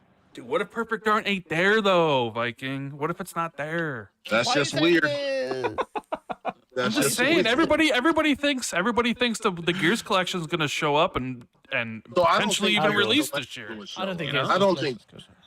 I'm not 100% sure the Gears collection would show up, dude. And if it doesn't show up, can we all tweet Nick and be like, "Where the fuck is this game? 3 years now, Nick. 3 years now, Nick." We'll just comment Nick underneath the. Oh, don't say that. Don't say that. Don't say that. Imagine it comes up on a showcase, PlayStation showcase review. Oh my god. Tell us how much you love Satya, Gaz. Tell everybody how much you love. I love him so much. He's just an inspiration to me. He's got a bed pillow in the form of Satya. Yeah, bro, that Indian guy's gonna get cut. If I see him on the streets, bro, like that bloody bastard. Yeah, said it's on site. Okay, let me ask you guys this. What would make this show an 11 out of 10 for you? Doesn't have to be a realistic thing, but... Killer Instinct. Killer Instinct. If they reveal with the music... Gaz, did you see the entire dev team of Iron Galaxy was at the Combo Breaker tournament? Like the Killer Instinct Combo Breaker tournament? No. When was the tournament? Like a few days ago or like a week ago. I saw some people were sending me pictures. Like the whole dev team was there, and it's like, now why would the whole dev team be there at a Killer Instinct fighting tournament? That's weird, man. Why would they? They're sending feelers? I don't know. To feel? Could be. That's a bit weird, though, isn't it? Bro, I think if there is a Killer Instinct 2, I think it's probably really early in development. Yeah. But it would be a good, you know, a good visual, right? Yeah, you could just have the like the intro logo or something like that, like some mad Killer Instinct. Yeah, just the music and the logo. Yeah. You're done. Yeah. You're done. Yeah, that would do it. Yeah, well, we have a new guest here. Steel Rain is here. Welcome, brother. Oh, snap. Are we naked yet? Anybody? No? I'm always naked and nobody can tell. Yeah. Randy also owe us some cam play, but we'll talk about that later anyway. Good to be here, man. A lot of sexy people in here, man. I didn't know I was going to walk into a room full of men. That's one way to sausage fest. Indeed. I want to believe that the melanin is carrying us forward. It's myself, Black Viking, and Gaz, and you know, we're balancing it out. You just got in here still. Yeah. First time I've been regarded as having Ellie Melanin. I'll take it, bro. I'll take it. Look at me, bro. I'm the palest Pakistani you'll ever meet. Guys, I'll take it. I was born the wrong race anyway. You look fairly dark with Colt sitting next to you with him being a Anyone looks dark next to Colt, bro. He's from the mountains of Caucasus, man. Yes. All right, Steele, we were just talking about what could make this showcase an 11 out of 10. And before we get to you, I want to hear Rand's thoughts because I know he has to leave. 11 out of 10. Huh. Well, this dream announcement. I think if they have Perfect Dark and Doom and Gear 6, State of Decay 3, and then some unknown announcements, I think you're getting pretty close to 9 out of 10, 10 out of 10 stuff there. I mean, for me, like 11 out of 10 would be like Splinter Cell shows up in some form or fashion. Oh, you know, Splinter Cell, you're or like or like, hey, guess what? We're working with Remedy on Quantum Break 2 or something, right? I mean, Splinter Cell, Kay Asante, and Hargate were here earlier, live from their hotel room, and it came up. It came up. I mean, Ubisoft has announced that via a blog 2 or 3 years ago, right? We know it exists. That was like 4 years ago, yeah. No, maybe it was 4 years ago, and we know it exists, the remake, and Ubisoft has the forward coming on Tuesday, right? So maybe they just tease it on the Xbox stage. I know for a lot of people it might be like the handheld tease, if there is one. Yeah, that would be my like, oh my god, I get a handheld. Yes. But I don't know, like maybe like guys like me, like handheld does nothing for me. I don't really. I'm not really a handheld gamer, so like having that tease doesn't do anything for me. So it does for me. It would do a lot. It would do a lot for me. I travel a lot. I play a lot on my Rock Ally, but it is a Windows PC basically, yeah. And I always have the third-party problem. You know, where do I get my third-party games? Because I love to play on the big screen when I'm at home, but I'm also don't want to play on PC at my home, and so I always ask myself, where do I buy these third-party games? And man, a handheld with a native Xbox OS, yeah, it would be my dream announcement. Also, Box and fellas, it would open up the necessity of them talking about the Steam edition, because they're not going to put out any handheld, at least any one that can run the games native that wouldn't have Steam for the third-party games to get on there, which also opens up Xbox being able to play these PlayStation games. Look at this handsome Pong Soul. Look at this dude. Look at him. Oh my Thank you, Lord. Rand. Welcome, brother. How you doing? I'm doing fantastic. Look at this Hall of Fame crew we got going right here, man. This is what it's all about. Thank you for having me. Appreciate being here. And Rand, thank you again, brother. Appreciate that, man. Yeah, man. Pong, we were just talking about what could make this show an 11 out of 10, our dream announcement. And before we get to you, let's hear our friend from his car here. Viking, what do you think? So really, I kind of got my announcement yesterday.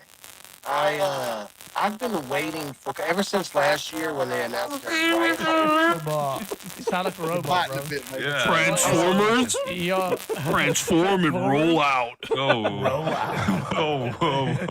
was like he stepped into the Earth Hill machine and went from I am Megatron.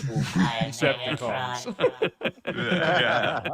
Leader of the Decepticons. I am here to destroy the Earth with my space modulator. Okay, well, guys, we're waiting for him to I come. actually need to get ready for my shit. Absolutely. Guess, thanks so much for coming on. Let everyone know what you've coming up, where they can find you. Septic Sauce. I'll be going streaming very soon. Check out my channel, and thank you again for the invite. Sorry to be so brief, but it's clashing with mine. We'll get that shit ready. Thank you, boys. It was a pleasure. Yes, I'll talk to you soon. Yes. See you Hit soon. us with a Thank you, song before you Pump leave. I need your dealer's number because you're always happy and it's brilliant. And I will see everybody later as well, so that all these beautiful gentlemen can get their opinions in. So have a good rest of the show, guys. Come on, Rand, you're gonna compliment me like that and just leave? I mean, bro, I've been here. Bro. I've been here for, I don't know, what has it been, 15, 20 minutes already? Oh, man. You should have must came be in. Tired. You must have been tired.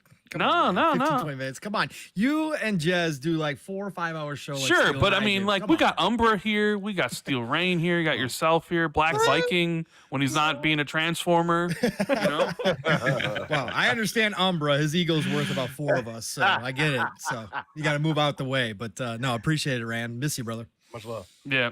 I will talk to you guys. Thanks again for coming on, man. Later. All right, gentlemen. Pong, late as usual. Hey, Pong, welcome. Well, late. Not late. There was no Not late. schedule. There was no schedule. We just said drop in and out whenever you have a little time to talk about the Xbox showcase. So we appreciate it. Yeah, no, Umbra's trying to give me a hard time as always. This is what happens with him. So, whatever. That's fine. That's true. That's true. And we probably will have a couple of more guests rotating in a little later. So, whilst let's use this because you both basically Steel just joined a minute before you, Pong. So, I do want to say 2 things. First of all, a big thank you to this awesome community. We have a lot of people in the chat, a lot of people watching us here. We appreciate you. And if you do enjoy the show, we would absolutely appreciate it if you could hit the like button. It's free, doesn't cost anything, and that it helps us out a lot. And of course, if you're new here, consider subscribing to the channel. We do these podcasts usually each Thursday, Dutch and I, with different guests on here. So yeah, if you do enjoy it, that would mean a lot. But also we have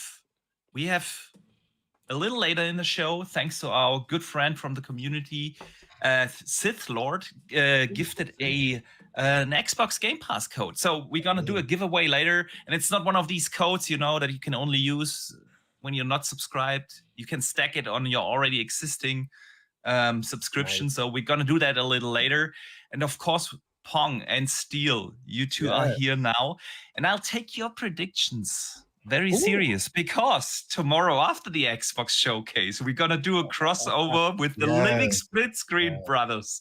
Right after the Xbox showcase and the Call of Duty Direct, we go live here on the channel to discuss everything, and I can't wait to do that with you two. We can't wait forward to it as well. It's part of showcase season. Let's go. It's Christmas time. Let's go, Box. Yes. It is. All right. We just talked about our dream announcements and we haven't heard your twos. So what would be your absolute dream announcement? The one thing that makes it, 11 out of 10. Well, what would it be? I guess I'll go first. I'll let Palm think about it a little bit. My 11 out of 10 of announcement, because y'all are now downplaying it, is going to be the Gears collection. That good point. No, just hands down. I don't care what anybody say. I don't care what anybody says or thinks or feels that it may or may not be there.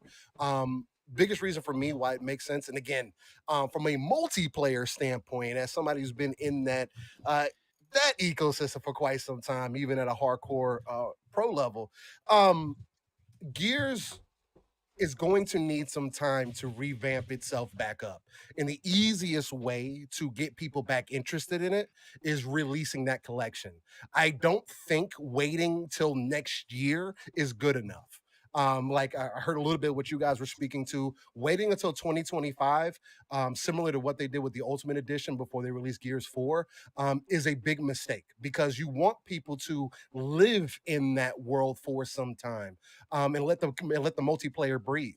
The biggest reason why people are not playing Gears right now is because the multiplayer is not where it needs to be. 5 minutes to get into a match is not acceptable. There's not enough people playing. And the biggest thing that Gears has working against it is not an easy game to play. Especially when it comes to online gaming and whatnot. And a lot of what they established in the original trilogy is, especially in 2 and 3, more so 3, is some of the best multiplayer out of the entire series. just far as consistency, the way it feels, and all that stuff. Of course, I'm still a proponent of 4 and 5. I still think 4 did really well. 5 is kind of teeter-tottering, but it's also because the coalition came into Gears when they were trying to find their own footing in it, right? They were handed an IP that would already had a good trilogy behind it. And now you need to do 4 and 5 and also listen and understand what the multiplayer community, the community that's going to hold this game up and put it out there, right? You still see people like Shadows, for an example. I've known of him, not known him since OG Gears, and he's still holding it down. And if you want people like him to be back at the forefront, I think releasing it this year, letting it breathe for 2 years, if Gears 6 is the announcement for 2026 or expected to be released then, you have to really and truly let it breathe. And the other thing, while I think it's a reality more so than not, and again, I wouldn't mind being wrong, but I think the coalition used the original trilogy because again, they already did it with Ultimate Edition. I think they're using the original trilogy to see what is possible in UE5 with while using that IP. And the only biggest reason I say that is because that most recent tech demo that they did looked like that was Gear 6, or could have been some test footage for Gear 6 as an example. Art style and everything in the it was exactly atmosphere. that. Either that or Unreal Tournament, one of the two. It will look more like Gears though, for sure. But so that's what kind of gets me leaning into that. If anybody's going to have more hands-on, had it earlier on, get updated builds, it's going to be the coalition, because whether people want to accept this or not, the reason why Fortnite was even given leg room to be what it is today is because of Gears of War. There's not deniable. Sure, you could throw Unreal and Unreal Tournament in there and everything else, but it was because of Gears. So that would be my 11 out of 10 moment. I would turn off my PC and just walk away and probably cry outside in the car or something if they did that. I love the passion for Gears, man. I'm with you. Honestly, I do have my doubts that we will get it actually, but I'm with you. It would be an absolute awesome thing for that collection to be announced and released this year. This would be absolutely awesome. Pong, where do you stand on this shoot to the moon kind of dream announcement? Shoot to the moon. Well, Steel didn't shoot to the moon because we both think that's a possibility. Yeah, it's a possibility. That's true. Yeah, I mean, if I was going to shoot for the moon, it's the one we talked about on Xbox Ultimate a couple weeks ago. Co-publishing deal with EA to have Zampella bring back Titanfall 3. I think that would be my 11 out of 10. Since EA has no interest in, obviously, at least as far as we're aware of, going back to Titanfall at this point. A co-publishing deal, changing the game a little bit, changing the strategy a little bit with what we've seen from exclusivity deals and that kind of stuff. And we've heard all this conversation about the expense of AAA. Why can't some of these big publishers co-publish? Take if it's a game that one or the other publisher just doesn't have the utmost faith in it, but another publisher wants to see it done and come to their platform or come to the ecosystem, why not start co-publishing again? I think this would be a great opportunity to get something jump-started. And Titanfall 3 was Titanfall itself, obviously, when it first launched, was so massive to Xbox, and so many people want it. Again, it's got a built-in fan base, even though Titanfall 2 had the campaign that everybody considers one of the best first-person shooter campaigns of all time. It was and the multiplayer didn't hit for everybody. Some people didn't like the maps as much as the first one. Whatever.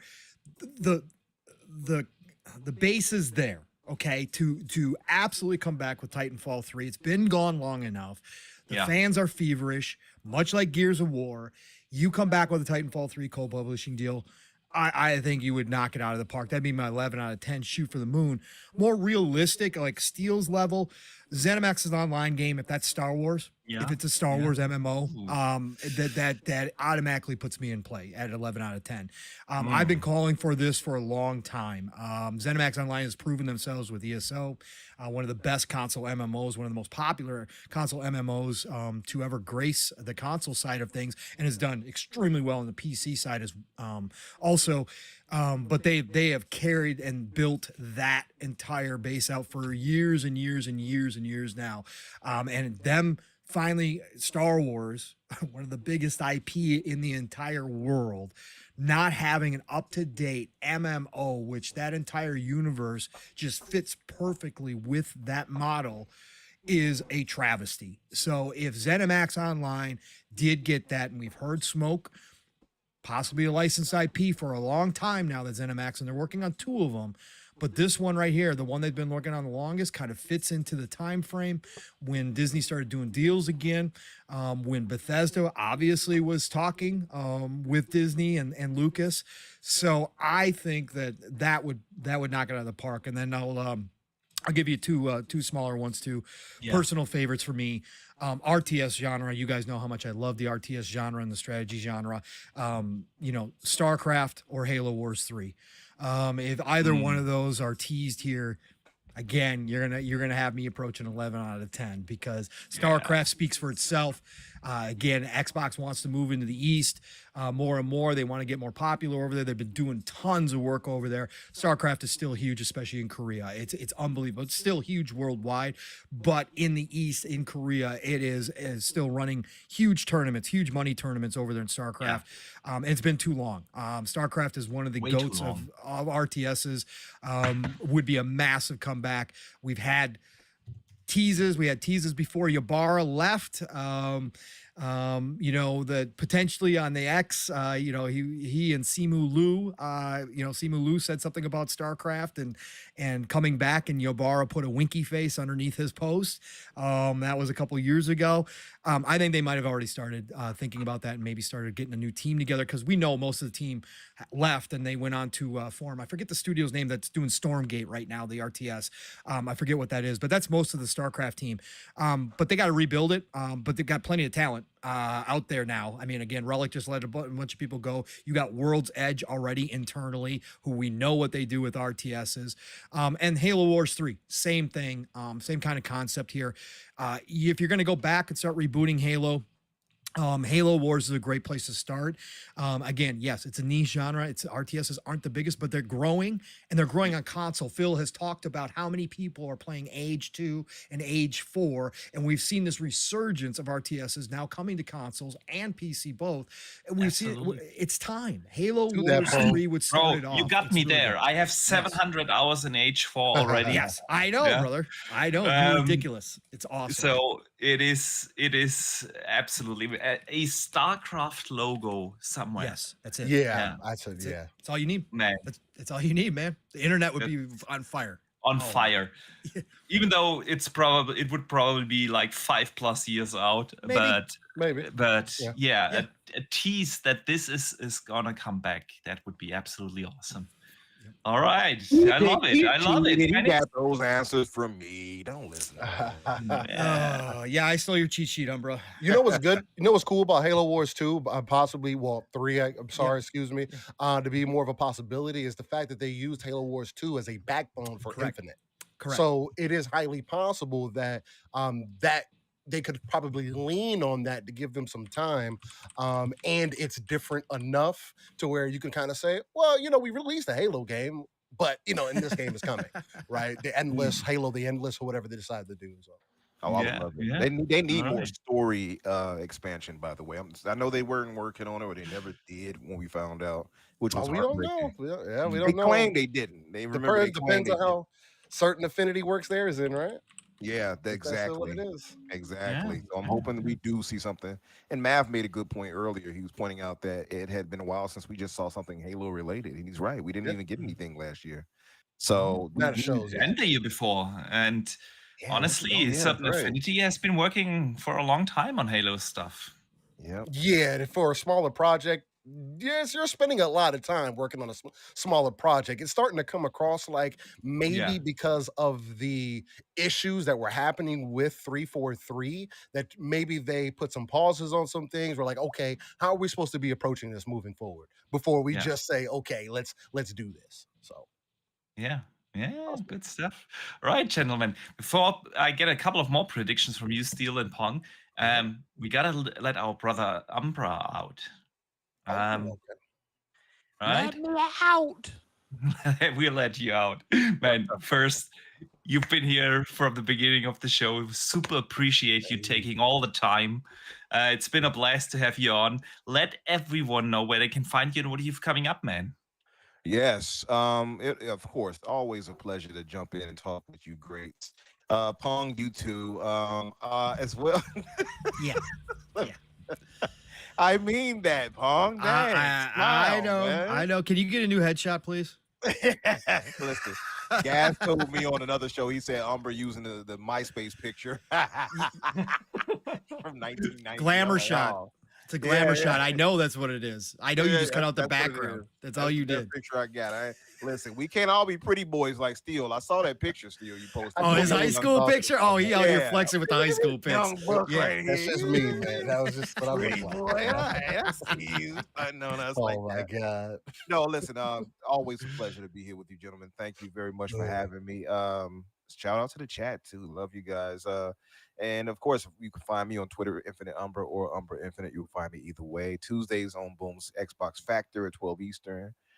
My show, The Fix, on Thursdays at 8 Eastern, and the Infinite Podcast with myself, Risky for the Biscuit, that Blue Number, Holly, who was out there in LA as well, and Dante Moody Spriggan, who was also out in LA with them. So yeah.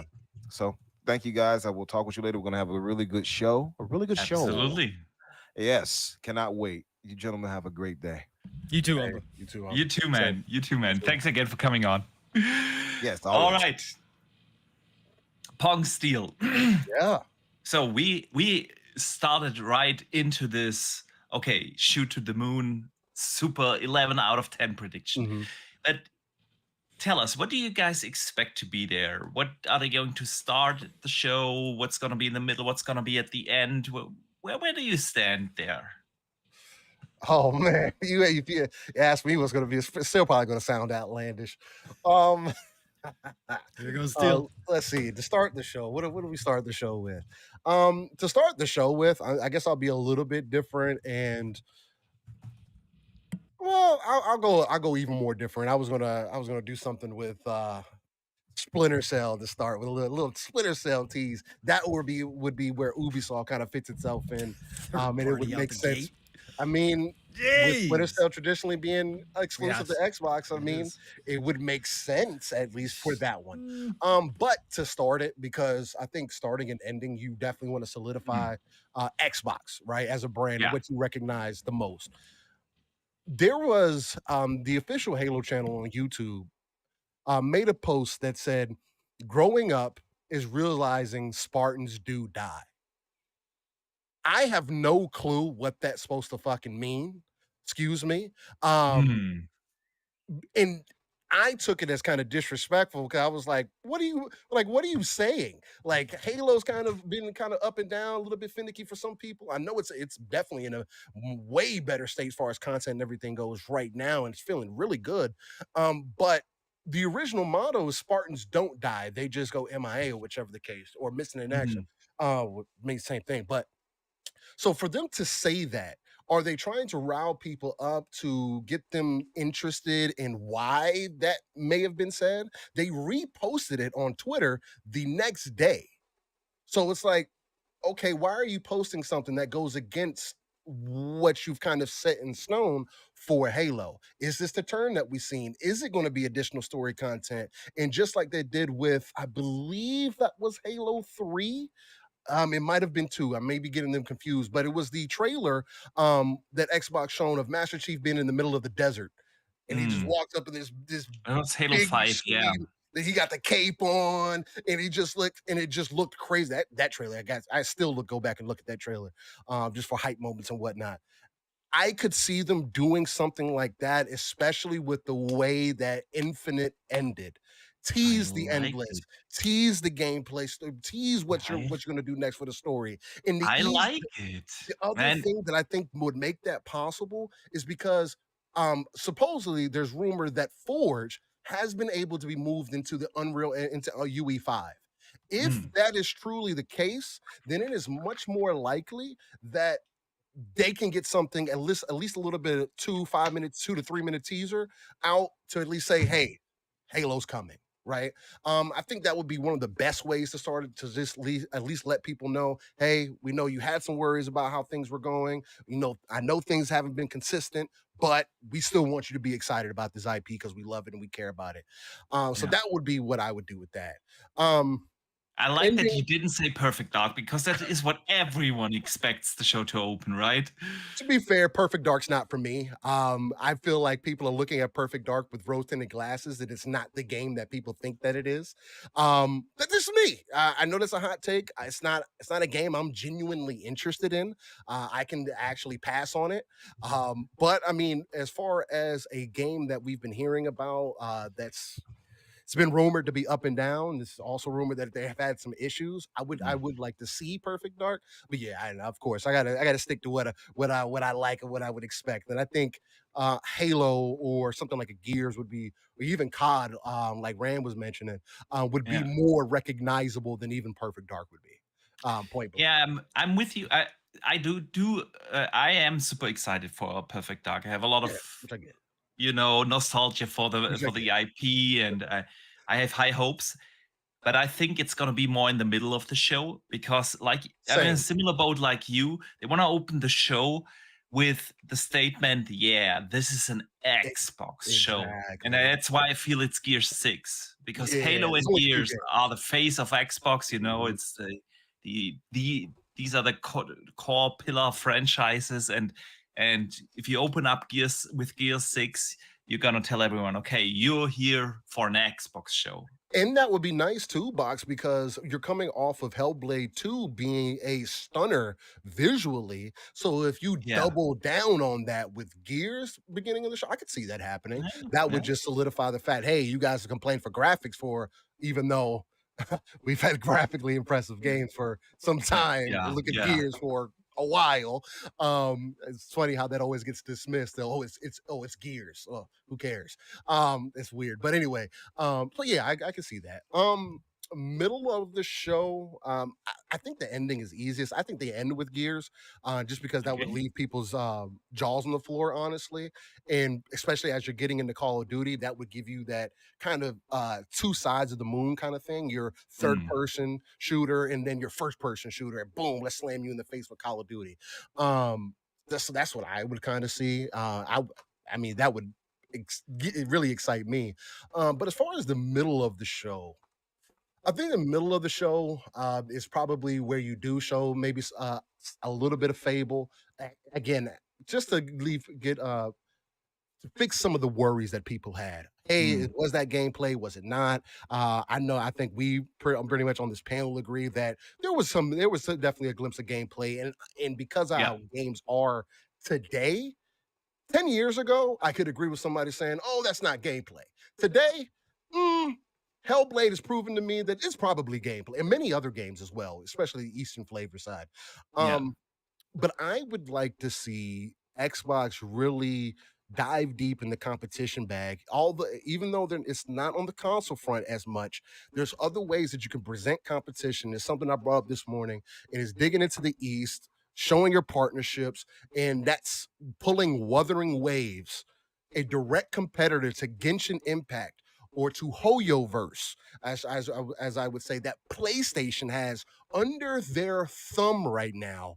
I think what would really be a highlight for me, and again, it's also a little bit of bias because I'm really in it right now, and I also think it's the better version of those style of games that has come out. Hoyo has Zenless Zone Zero, which is also going everywhere but Xbox. Kuro Games have also made a previous game called Punishing Gray Raven that was on mobile, and then it came to PC. Wuthering Waves is very similar. It was supposed to come to PlayStation on release. For whatever reason, it didn't. Some people are assuming it's optimization. Some people are assuming a lot of different things. It's on mobile. So I don't know if it's optimization issues that PlayStation didn't allow it to be there. I'm hoping that Xbox sees that there needs to be competition in every space and said, Kuro, hey, let's bring y'all in. They have they got the Hoyoverse, they got all these games dropping over there. We need something that's going to stand out, that's free to play, that can pull in those Genshin players. And that actually, what also plays into that is we know that ABK was mainly done for the mobile play.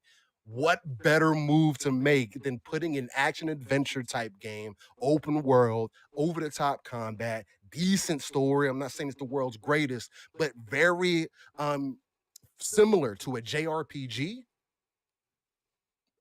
on your box. I think that would just be a good move in the middle of the show, really to get people at least get people interested to say, oh, well, Xbox is trying to do some things differently here, and give people variety. So that's okay. Okay. Good shout, man. Good shout. Pong, where do you stand? Opening, closing, something in the middle? Yeah, I've been they go back and forth on this a lot, as far as this, because they're probably going to do the opposite of whatever I think they're going to do, because that's usually what happens. What we think is a home run doesn't look like a home run to them for some reason. Why don't you just say what the opposite of what you think? Right, and then they will do what you think. Then they will do what I think, right? Yeah, exactly. There you go. There you go. Reverse psychology. But see, then it's the butterfly effect too, right? Where which way I decide is the actual opposite, right? It's going to be anyways, and then it's the actual opposite of what I wanted. Anyways, no, I've been on board. I've been on board with the Perfect Dark leading off for sure. I think that's one of the games that probably would be up for consideration for a variety of reasons that a lot of people have already talked about when they've done this. And I think reestablishing Joanna Dark is important, since they've, again, all the troubled waters that we've heard from the initiative side of things and all that kind of stuff. You still have a veteran team in Crystal Dynamics, and you have veteran leadership over there. Show us, okay? If that thing is ready to show, then that's a way to start off to say, listen, no, there's been a lot of smoke around this game, but here you go.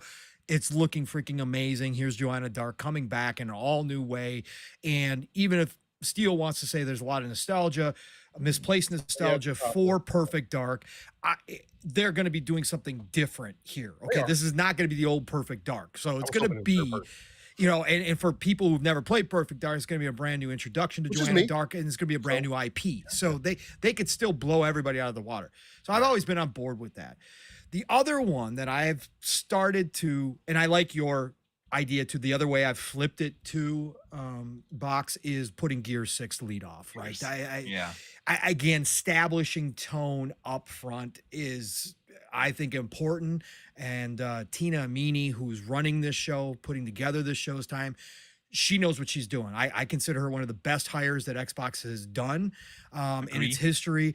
I can't wait to see what she actually figures out. I've talked about she could theme with how much they have. They could theme this whole thing out where she could have, the first, middle, and end be a total different theme from each other. There's a billion different ways she could go here, but I would love Gear 6 out the gate with the Phoenix collection to just set the tone, like all bets are off.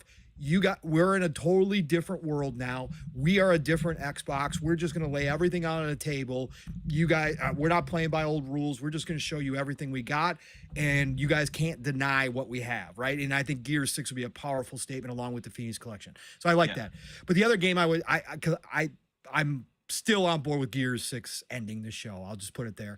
I think that's the best way to do it. But the other game that I think could be here would be State of Decay 3 to lead off the show. Ooh. And I was going to say that just after Gears. Yes.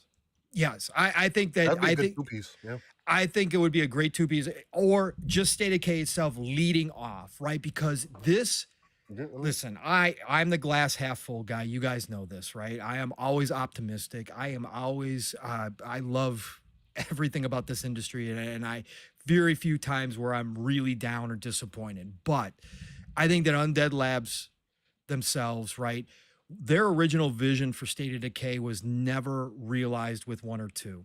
They had much bigger ideas, much bigger plans for State of Decay. State of Decay 3 and Unreal Engine 5, and we've heard now that they've been helped potentially by the Coalition. I think that trailer was what they're shooting for in a lot of ways. I think there is going to be a single player story driven campaign. And then you're also going to have the big open co-op world, builder survival game that a lot of us came to love in 2 as they updated and have continued to update that game. Undead Labs, I think, is underrated. And I think now with as much experience as they've had, supporting as much as State of Decay 2 has changed dramatically from when it first launched, the experience that they gained doing that, I think, is going to show up with Unreal Engine 5, with them taking their time, as we have heard. I'm not expecting it to launch in the next 6 months to a year. I'm not expecting it, but I think they come to play and they show us that leap from that we saw from 1 to where 2 is now. I think 2 to 3 is going to be even a bigger leap. It's going to be a much more complete game that they originally had envisioned. And I think it's going to change the way we think about, survival co-op games, especially in the zombie genre, because I think Undead, they're some good ideas.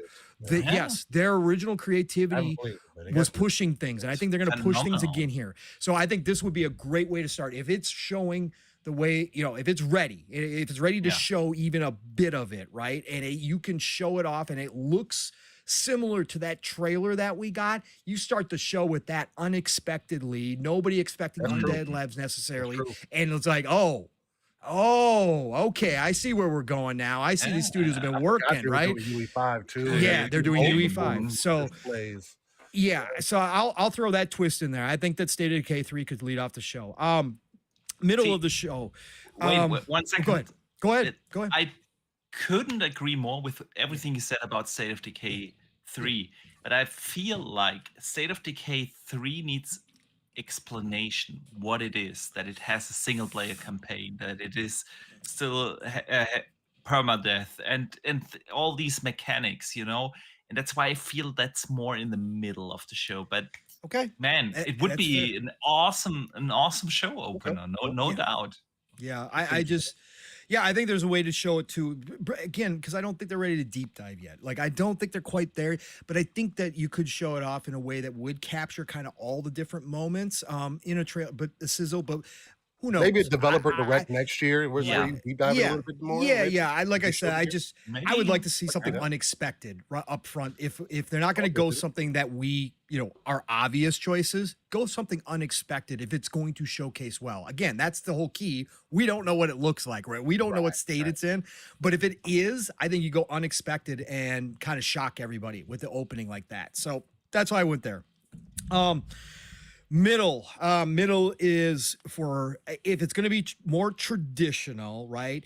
Middle, we're going to have updates on stuff that we do know about. So this is where I can see, Fable, I can see, because we just saw that thing, I can see an Indiana Jones in towards the middle, right? And again, I'm taking the middle as kind of a big group here because you got 2 portions usually to the middle where there's updates. We get the Fallout 76 updates, the ESO updates.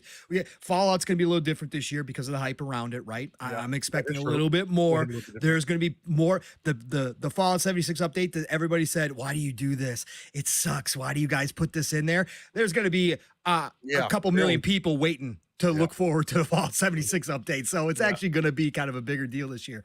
So I think that's where you start putting some of the games that we just saw or have seen more recently. I think you can start giving the updates, and then you flow into the East, like Steele says. There has been, with Xbox, a bigger and bigger presence with the East. I've talked about this time. Do both of you think Square Enix is going to have a presence at the show? That's mine. I think it's undeniable at this point. I think that last handshake that Phil did with the new CEO, and the way that the new CEO is approaching gaming, he wants his games to be everywhere. And I think Pong made this statement before, and I think I'm right there with it. They're probably going to announce Final Fantasy 16 on stage.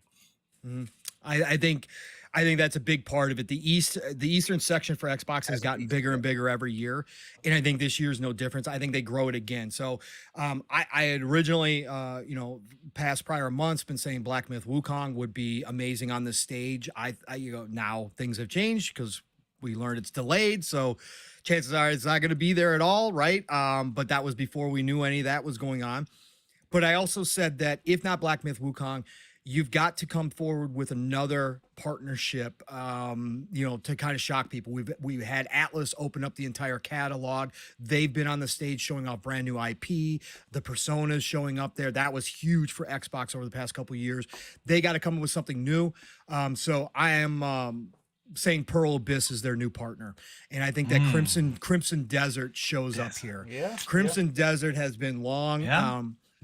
We've seen some new gameplay. They've put out some videos, but nothing on stage, nothing big presence wise. And would it make sense for them to be a TGS? Of course, it would make sense to be a TGS. But why not Xbox? Why not Xbox again? Establishing another good partnership relationship. They have that relationship already with Pearl Abyss. Have it on your stage. Crimson Desert looks like it could be another fantastic RPG game coming out of the East that people aren't ready for. An open world game that is going to, you can ride dragons, you can do all this stuff. Slots right in with the RPG kingdom that Xbox now has, right? So Crimson Desert would be great. And then obviously Square Enix. I think Square Enix shows up here. We know we got Visions of Mana because of the Direct. Obviously, that's great. But there's, we got Final Fantasy 14 with the handshake. Great, fantastic promises delivered after all these years. That's great. But this new CEO wants to continue to say, no, we are really going to be multi-plat now, right? Not that there's never going to be a deal with Nintendo or PlayStation. I'm sure there'll still be a couple here and there. Well, I think you saw that the other day as well, though, Pong, with Octopath dropping everywhere. So every platform has both of them now. Correct. Across the board, absolutely perfect, WandrinDutch. Yes. And I think he wants to do it. What better way than the biggest part of E3, not E3, on the Xbox showcase. Millions of eyes are going to be on this showcase, even more so than before, with people not even a part of the ecosystem, because they're going to be lined up waiting to watch the Call of Duty Direct. People are going to jump in early to see Xbox and what they got going on. This is that moment. So why not show up on the Xbox stage and bring something new? And if it's Final Fantasy Tactics Remake, fantastic. One of my goats of all time, Mav, I know, is cheering Final Fantasy Tactics, or as Steele said, the one I've been saying is Final Fantasy 16. Just tell everybody that you're going to bring it to Xbox. It only had like a 6-month window according to everything. Come out there and say, yep, this is real. Final Fantasy 16 is coming over to Xbox as soon as we can. That, again, that just establishes that the reality is Square Enix is doing what they say. They are walking the walk at this point, and I think it would be a great moment for everybody involved. So I think that Square Enix is going to show up here. We will get Sega. We will get Atlas. I've even said this would be a great spot to tease Persona 6 on the Xbox stage. We'll see if that comes through. Game Pass It might be too early. Yeah, Game Pass day one, or even if it's not Game Pass, just putting to rest all the still lingering rumors that Persona 6 will not launch day and date on Xbox. Yeah. We're done with this. But just to put that all to bed, Persona 6 here would be great. So that's my middle of the show. I think you're going to get a combination of the updates on some of the stuff that we've been aware of that obviously was shown recently, and then the Eastern flavored section that they usually have just gets a little bit bigger this year. And I think that's the middle part. End part, I said it before. I'm going to stick with it because again, the obvious home runs aren't always obvious to everybody at Xbox or any of these other companies out there. But Gears 6 with the Phoenix Collection, if it's real, ending the show, even if it is just Gears 6, even if the Phoenix Collection is not there, Gears 6 ending the show. Something that people have been clamoring for, that it's been gone long enough that we got a taste with Hive Busters. It is time, and wow, what a way to end the show, to lead into Call of Duty with a third-person cover shooter that changed the entire industry. You finish it off with Gears, and I'll throw this out there: if it's not Gears, you end the show on Doom. Okay, you let Ed take us out. It will be. We already know it's going to be gorgeous. We already know that it's going to be explosive. It's supposed to be going back to the medieval times, so you're going to see Doom guys slamming around some kind of freaking magical, futuristic sword and slashing. That's the way you end the show to go into Call of Duty 2 on a high note. So, but I would think Gears is where you end it. And I think Doom could be more gruesome this time around too, because you're going taking it back to that age, much more visceral in your face. I mean, the current one already freaking is. So it's like, how do you take it up to the next level out here and put more detail in your face? Yeah, it's gonna be crazy. Id Tech's upgrades, I can't wait to see what they've done. It's crazy. It was already so damn impressive. I can't imagine what it looks like now.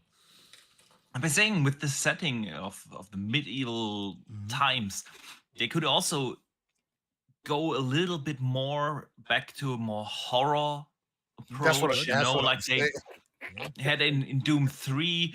I still think it's gonna be fast paced and everything, but they could throw in these kind of segments in the game, and yeah, man. Vampires, I can't wait for werewolves, Doom. all kinds of crazy stuff. Yeah, it's crazy stuff. Yeah. I don't know what else you're gonna ask here, Box, but one other one that would be interesting is if any of the smoke is true, right? If any of the smoke is true, that they've gone in the East and done a deal to bring back one of the 360 era JRPGs, which of course Blue Dragon, but Lost Odyssey is obviously the big. Do y'all think that that's really a possibility? If I'm just saying, if any of that little hints and trips, I never played either one. So if they talked Sakaguchi into coming back to AAA gaming, if they talked him and Mistwalker into actually taking on a project this big at this point, the man's 65, I think I looked him up, 65, 66 years old. Sakaguchi, for anybody who doesn't know, he's the godfather of Final Fantasy. He was one of a couple brains that developed Final Fantasy, but most people give Sakaguchi as the main brain behind Final Fantasy. And Lost Odyssey is the lost Final Fantasy game to most people who love Final Fantasy and have actually experienced Lost Odyssey. Almost to a T, they all admit that if it had Final Fantasy on the name, it would be a Final Fantasy game. It'd be one of the GOAT Final Fantasy games of all time.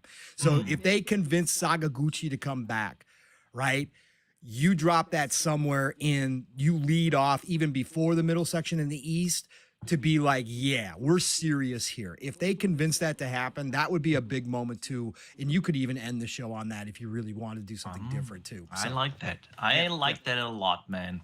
Yeah. Blue Dragon and especially Lost Odyssey. Lost Odyssey, Blue Dragon was great, but Lost Odyssey was fantastic. I want to ask you guys a question, if you don't mind. Yeah, sure. Regarding the showcase, because Paul made a good point. And it just, I don't know, light bulb. Call of Duty is 100% a factor here, right?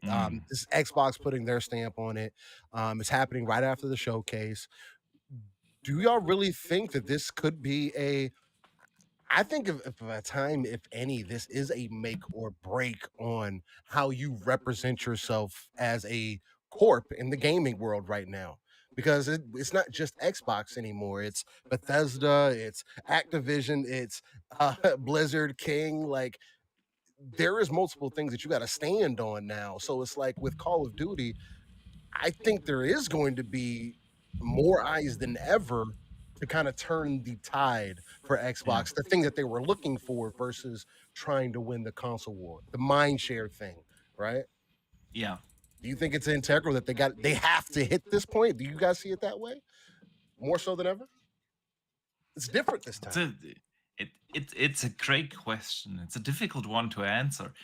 See, while I do think that Call of Duty is obviously big enough to actually turn the tides, I really don't think it does matter that much how they are going to brand it in that particular show. Because for who's watching the Xbox showcase? Those are the Xbox fans, right? They are already invested in the ecosystem. And then you have the media sites. And the media sites will, no matter what they do, try to generate clickbait headlines. For Xbox, in order to leverage Call of Duty, to grow on Call of Duty, they have to do different kind of marketing campaigns. And since that's the biggest problem that they always had, the casuals will probably not know that it is on Xbox, or that's what could be different. I would go even further. Across Europe, a lot of people don't even know what an Xbox is, right? Right. And so will it matter whether Call of Duty is on Game Pass or not? I think it really matters not how they brand it in this particular show, but what they do with in terms of marketing afterwards. Up to it. Okay. Yeah, so you need to be a little bit more aggressive, like PlayStation are, and essentially market it to the point where they think it's an exclusive when it isn't. Yeah, it's only Xbox, but there's no other branding. It's every time Super Bowl or football, college ball, basketball, soccer games.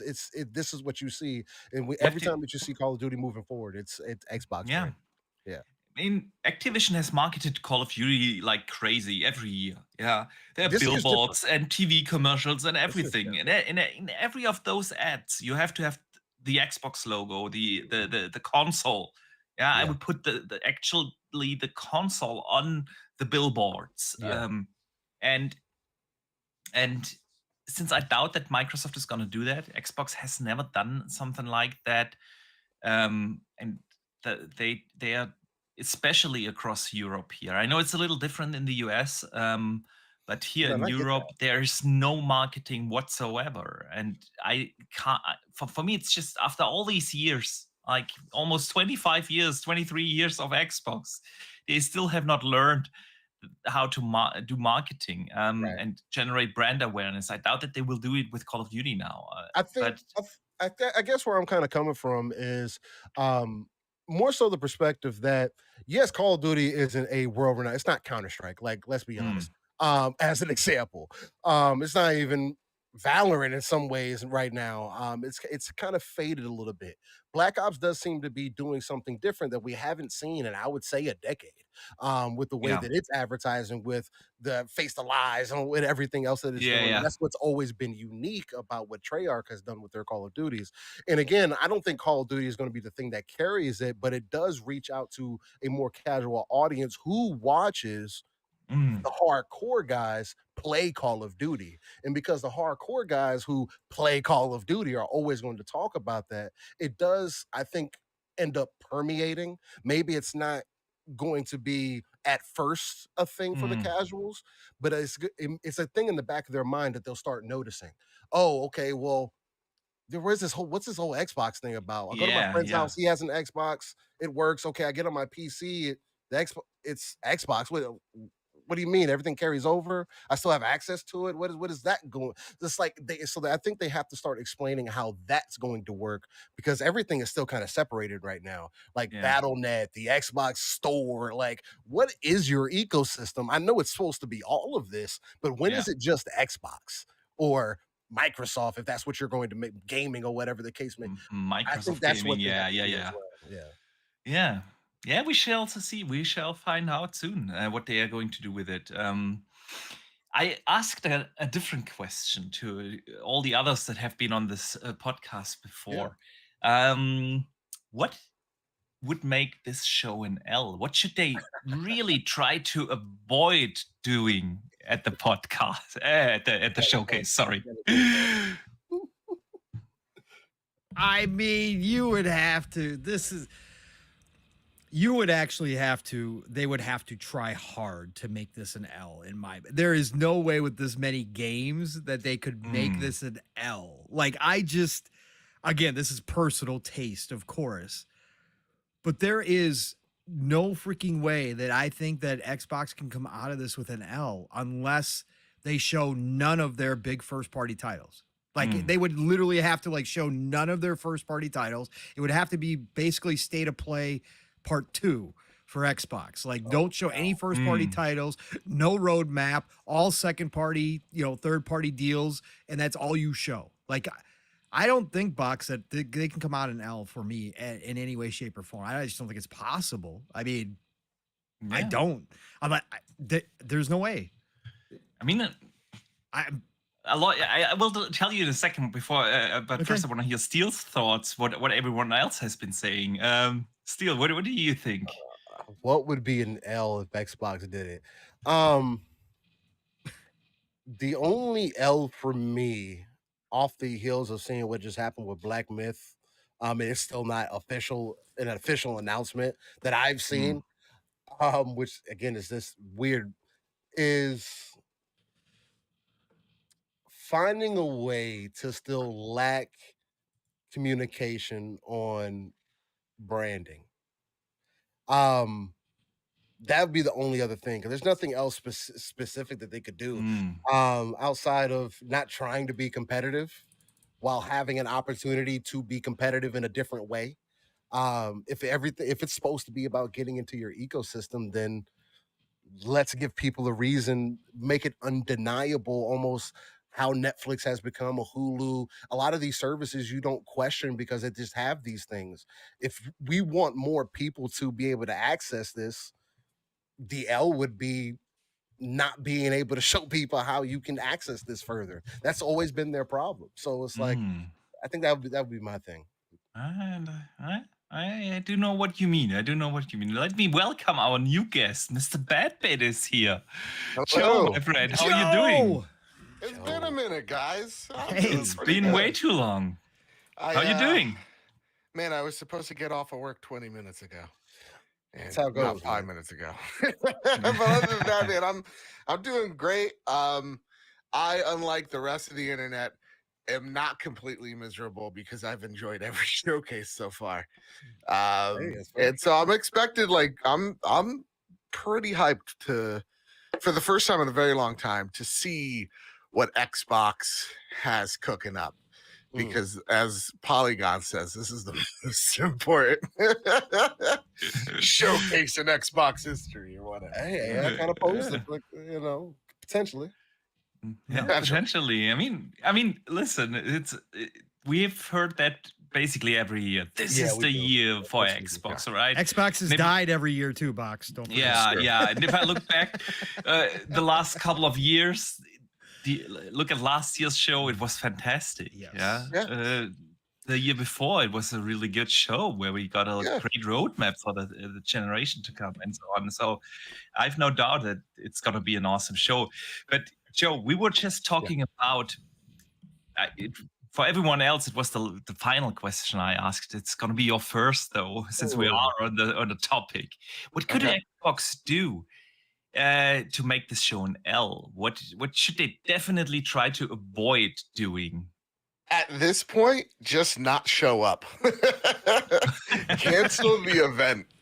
That's the only way. I truly, like, I actually very much agree with Paris. I think this is the highest I've ever been before an Xbox showcase, where I am legitimately, as a person that plays primarily on PlayStation, I no longer own an Xbox. I am very excited to see what the future of Microsoft gaming is going to be. There's too many studios for them to have nothing that interests me. And so for me, it's just like they have so much variety already. Honestly, they can't do much to, pull me away from my excitement. I truly don't think Xbox can lose on this one. This is like I like to hear that. A lot of people that we had many guests on this podcast throughout the last 2.5 hours, and a lot of people have said, well, if they show their first party games with the PlayStation logo on it, it would automatically take away the hype and excitement, and that would be an L. I don't think they're gonna do that. I think they, I actually had this conversation with Ains on this week's Trophy Room. Yeah. And I think the way he described it was perfect. It's like, you're probably going to get, like, for example, the Doom that everybody now knows, right? That is going to be in a press release. That you'll see on a PlayStation social. You're not going to see that from Xbox here. I also don't think I particularly don't care about the console war stuff. So, like, for me, if I see like PC and like Nintendo Switch, I'd be like, all right, whatever. It doesn't sway me any way, because it's just not what the game's about anymore. Like, we're seeing it. Yeah. We're just seeing it change so dramatically.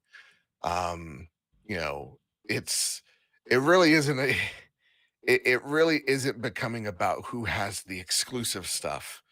It's about something else, and we're just in this weird period, you know. We definitely are. It is a weird period indeed.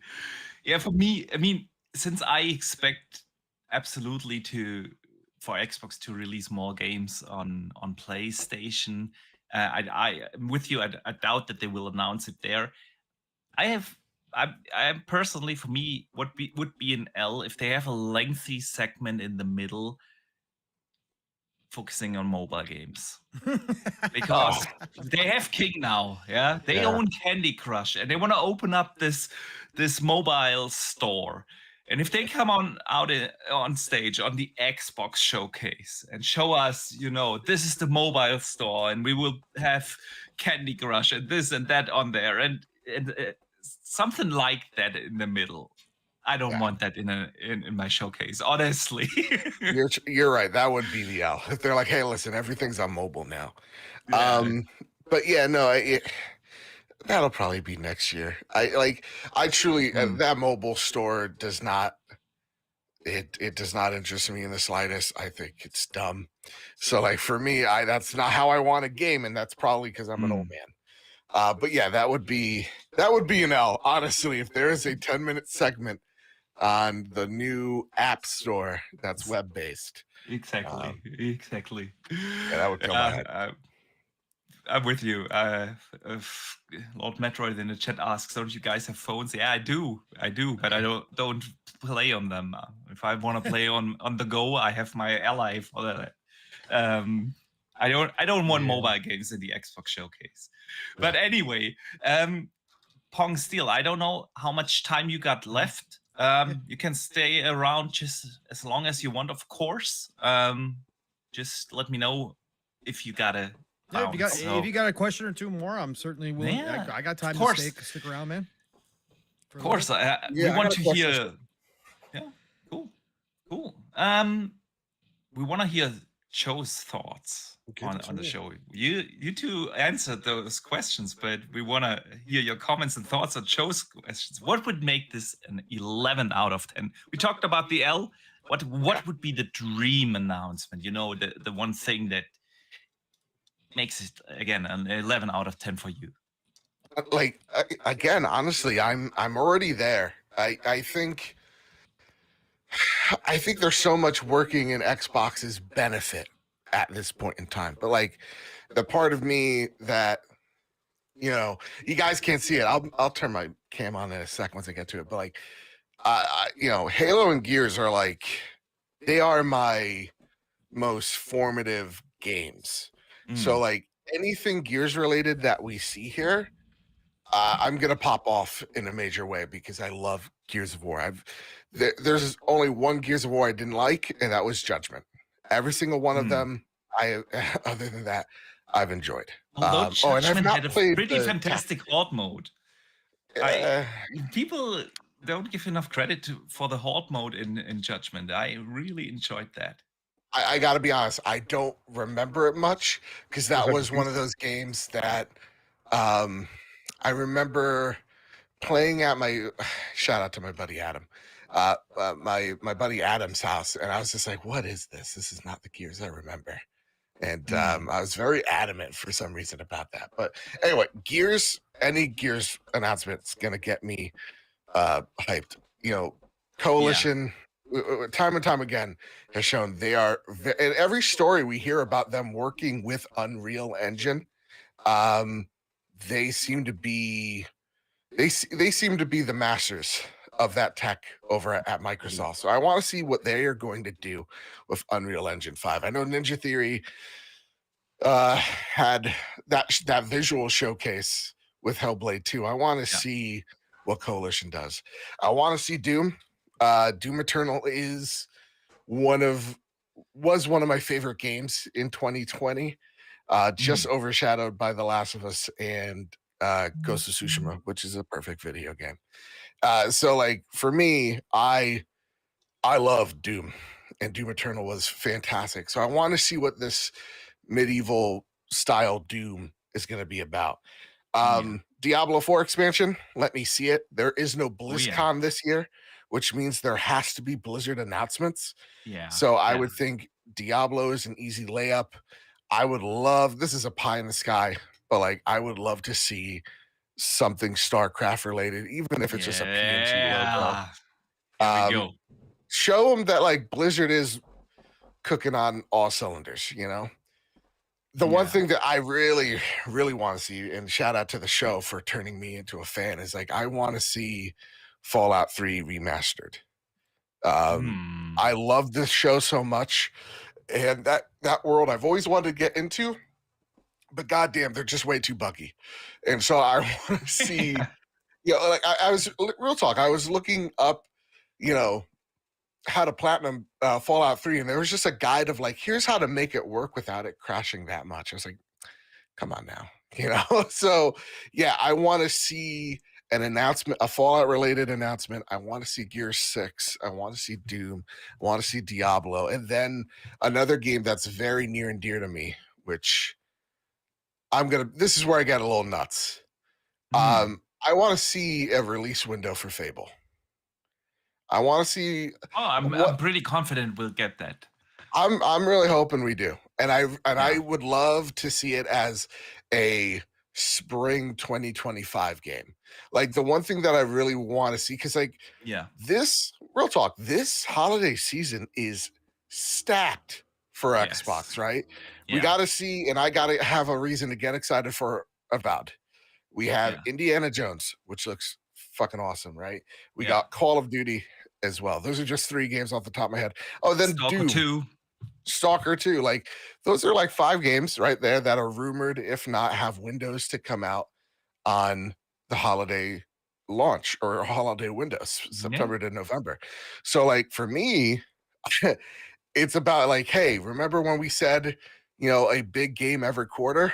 Here's where we're going to show the next slew of games, you know, the games that are coming out this holiday, but then we're going to tease the slew of games that are going to come out early 2025. And that's when you get the developer direct with the hard, you know, dates on those games. Yeah. That's what I really want to see. Fable is another game that I love so much. Like I played the first Fable countless times, easily hundreds of hours into that when I was a kid. So Fable would be the thing that I also really pop off with. But other than that, I want to also see South of Midnight. I think that game looks really interesting. I'm a big BioShock fan, so like that steampunk game, it looks pretty interesting. And I know Clockwork Revolution, yeah, Clockwork Revolution. I know. I always say Clockwork Orange, but right, same. Well, like, I know that team's super talented. And then the one thing when it comes to like third party stuff, I think this is where you see the relationship finally bond over Xbox and Square Enix stuff, rightfully so. Because whoever that exec was that signed the 7 remake stuff was an idiot. So yeah, I think we're gonna see like the ultimate pie in the sky, Final Fantasy 16 on this stage as well. They show that we haven't. I mean, I think a lot of the things you just mentioned are probably going to be there. I'd hope. So nice, good stuff. What do you think is going to open and close the show? Because those are usually 2 bigger highlights, you know. Right. So that's a good question. I think the thing that closes the show is Call of Duty. I think that is the thing. I think like I know when people are like, it's not exciting, it's Call of Duty or whatever, but it's like it is like in real talk, it isn't exciting. Like seeing it headline, I'm like, well, all right, it's cool, fine, I guess. It's like seeing Papa Roach live. It's like, I get it, it's Papa Roach. They've been here for a while. I guess I'll sit through this, and I know I'm gonna get a good show out of them. But it's Papa Roach, you know. But I think what makes it important, not less so exciting, is the fact that it is on Game Pass. The fact that it is home now on Xbox, though you can play it anywhere, and they're gonna expand the places that you can play it. I think by saying, hey, you could play this for, whatever much Game Pass is now, that's gonna be the thing that is exciting. That's gonna get the casuals looking at this service. I think if there's do or die to anything, in like what's on the line here, I think it is the future of how Game Pass currently looks. Because this has to be the thing that pulls in double-digit numbers, right, to that service and grows it dramatically. So I think that is the thing that is going to close the show because it's important. Less so exciting, it's important. I think the thing that opens the show. I mean, hang on, one question. Do you really think they're gonna close the show with the game that they have a developer directly after? If it's not the thing that closes it, it's gonna be the thing that is close to. Because I remember Starfield, if memory serves right, it was one of the end games. So I would think this is if it's not the thing that closes it, it's pretty close. Okay, I see where you're coming from. Okay. See where you're coming from there. Yeah. Okay, good. So what's gonna open the show? Two things pop in my head. I think the thing that would be exciting is something from the Xbox studio. Maybe we haven't seen it in a while. Maybe it is something we've just gotten teases for. So like the first two that pop in my head, I think this would be two big pops for hardcore Xbox fans. I think the first one is Johanna Dark, see a perfect Dark game, see that actually, see it for real. Or State of Decay. I think both of those games we've seen snapshots of, but I think seeing them fully would be exciting. I would like it to be a team that isn't like a headliner, like Coalition or 343. Like this is something that is one of the studios. It's a brave idea. It's something different, just to show variety in your studio. Yeah. I like that. I like that actually a lot. I mean, Perfect Dark. Most that have been on today's podcast said that. Think a lot of people expect that because it would be similar to what they did last year, and last year's opening was Fable, which served them pretty well. So yeah, I could see. And like, that I still happening. doubt that that's gameplay, and they're like, "Oh no, it's gameplay." Yeah. I need to see it. You understand? I need to see the UI. after Hellblade 2, do you really doubt that this is? Do you think Fable will have a UI this time around, or do you think they'll go UI-less to make it a little bit more focus on what's on? Oh, I think it would, because I think the difference between Hellblade and like Fable is like Hellblade is not so much about the combat. It's about the narrative. It's about the environments that are kind of leading you into things.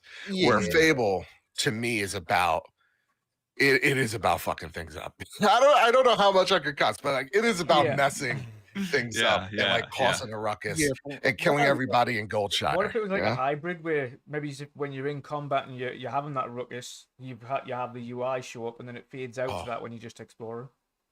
Oh, that would be rad. Yeah. God, there's a game that I was playing that did that. Oh, Stellar Blade does that a little bit. Yeah. I'm sorry, still. No, you're good. I was saying Ghost of Tsushima does that as well. When you're in the open world, the HUD will go away and it sets up for some really dope pictures. So I mean, there's definitely plenty of ways to do that. Hide it, or only set it up to where like you can access your inventory in towns and stuff to change your clothes, weapons. Weapons would have to be on the fly. I mean, there would have to still be some form of inventory for Fable for sure. But I do think they'll probably make it more seamless for what we know Playground to do. But even that, there's a lot of different sections in Forza Horizon. Sure. Yeah, that's true. You know, so true. You know a game no one's mentioned today, Boxy? Everwild. Let me know. Everwild. That is true. At this point, we forgot. Gentlemen, before we talk about whether we expect Everwild to be there, we still have our giveaway to do, and I need probably a little time to put the spinning wheel together. So I want to give the community the time to enter the giveaway. We have a code for Game Pass to give away. Again, it's not one of these codes that you can't use. If you are already subscribed, you can stack it on the existing one. That comes from our friend Sith Lord, who sent the code earlier to me to give away during the show. So shout out to the Sith Lord. And if you guys want to enter for that, just type in the chat hashtag Game Pass, and we'll draw the winner in a few minutes. All right. Everwild is a good point. Yes. No one's mentioned it because I think a lot of people have forgotten about it, but yeah, that game's had it hasn't been restarted, like you say, because Mr. Booty himself said I think people took that the wrong way. They've just went in a different direction with the game. So, yeah. Do we So think maybe we it was see more it? of a walking sim, and now it's not. Yeah. I They're spending their I time said putting this up in the new middle of the solar week. panels. Yeah, I said this in the middle of the week. I think having learned from Sea of Thieves, they might go down a more Sea of Thievesy route with the co-op element of this game and kind of the world that they've created. They learned their lessons from Sea of Thieves and taken it in a similar direction for Everwild going forwards. Of course, an entirely different route. We had a really cool conversation about it this kind of last episode. But what do you guys think? Will we see it, and what do you think it will be in this new reimagined form? Yeah, we definitely need to see it. I only say we need to see it because last time we saw it, we don't know what it was. It was just like it's pretty. But is it? Am I taking care of animals? Am I adventuring with these guys? Do I have a staff? Like, am I going to be able to shoot stuff with magic? What's going on in this? I kind of imagine it being somewhat of like a blend between, what was the two games that I was thinking of? Like Power World and State of Decay. What if they end up doing something like that? Like, I don't know. That's the way that I took it. Like, it might have some survival elements to it as well, where you're saving the creatures or whatever the case. I don't know. I have a lot of good hopes from like Kana did some things like this as well, where you're like helping the forest get back healthy and whatnot, saving the forest. You know. So I don't know. I think they should show it right here though, because at this point it's been quite enough time and we don't know what it is. Yeah. Yeah. I think next year. I don't think they show it this year. Hold it off? I think it's one of the ones that they hold off because I don't think it's going to be anytime soon, and I think it is one because, and it's not that we forgot about it because we talk about it plenty from time to time when it comes up, like, because I am very curious about it, obviously, because it was gorgeous, as Steele said. I mean, again, the art direction and everything they were going for, I was really feeling, and I'm very hopeful that they didn't change any of that because I thought it was a dope looking game. But I just think that they've got so much to show this year that I don't think you need to show Everwild. Let Rare continue to cook. You've let them go this long. This time it really, and again, even if it wasn't a full reboot or anything like that, it was clear, because they said it themselves in interviews, that they didn't quite know what they had, like what type of game it was. So I want to make sure that when it does show, that is answered concretely, that it's not, there's 100%. no questions asked about what type of game we're going to be getting. And I think next year would be a great time to show that off. I mean, they're going to they got games set up for the next 3 years. They've got so many games, it's not even funny. But I just think next year would be a great year to show it in 2025. Let all these other games that we're talking about here get their moment this year, and then surprise next year with Everwild, right? Just surprise Everwild, Contraband, those kind of games. Show them off next year. Let the other games ready to rock and roll this year get out the way. I would love to see it. I'm not going to be obviously upset if they show it. I'll be extremely excited and surprised. But that's just my initial thoughts on it. Nice. Let me ask you guys a question. Have they confirmed how long the show's going to be? No. They No, don't disclose it in chess, which is Not officially. weird. It's estimated. That's all we know. An estimate of 2 hours total. I would assume that 2 hours total would be the standard hour and a half, which is what they usually do. Hour 40, with 30 minutes for COD. I don't know. It's weird that Greenberg hasn't come out and said it, because he does every year. He usually confirms, especially for the streamers, what the breakdown is going to be. True. And behind the scenes, we heard this show was mammoth before they started cutting it down. We're we're talking about mammoth, like not small in any way, shape, or form. And so that's why I've been on that we're going to see 40 plus games here. Whether that turns out to be true, we'll see. I think that it could be an actual little bit longer than expected. The 2-hour runtime, I think it potentially that's without Call of Duty Direct, but we will see. And if it isn't, I don't think we need a half-hour Call of Duty, because Call of Duty is going to have another showing later. They always do. They're going to have another showcase where they break down tons of stuff before the betas go live and all that kind of stuff. Again, this is going to be a marketing standpoint for Xbox, to stamp Xbox all over Call of Duty, to introduce everybody maybe to the campaign, tease a little bit of the multiplayer, but we're going to get a big multiplayer blowout, I would imagine, before the betas go live, like they always do. So I think that that Direct doesn't have to be a half hour. So if it is 2 hours total runtime between the two, then I think it is closer to 140 and 20 or 145 and 15 for Call of Duty Direct. But I guess we'll have to wait and see. It's just strange that they haven't broken it out yet. Well, And like I've I said, asked Aaron just on the off chance, so I've asked him. Yeah. We'll see what happens. Okay. Yeah, I tweeted him a couple times off of his posts, last week and stuff when he was promoting it, just saying, hey, streamers really would like to know, like, do you have a breakdown? Because normally by now he's announced it, and he just hasn't this year. And like I said, behind the scenes, I know for a fact that it was big. It was giant, and they were thinking about going with it. But then they thought maybe pacing wise, it wasn't going to play the best. So, but I heard it was massive. So we'll see. Okay. Good. 2 hours is a lot. 2 hours is Yeah, I think the 2 hours will include the Call of Duty Direct, Okay. which was probably 30 minutes or something, I would assume. So Yeah. How many games did they show last year? 28, 27 last year. The Yeah, year before something was in that 33. ballpark.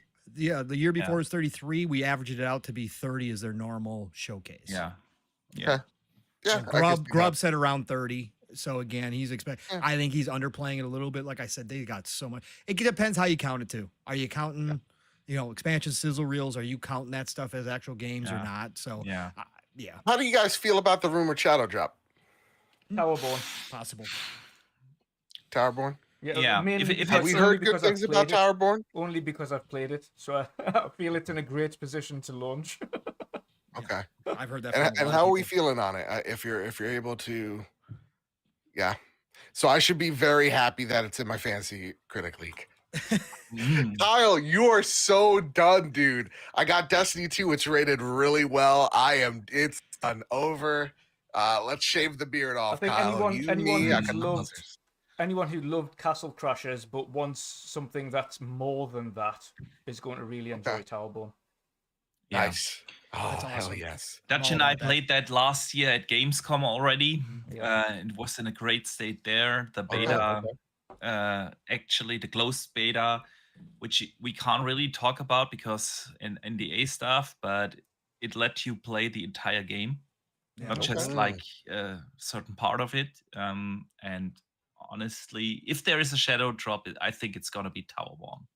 Okay.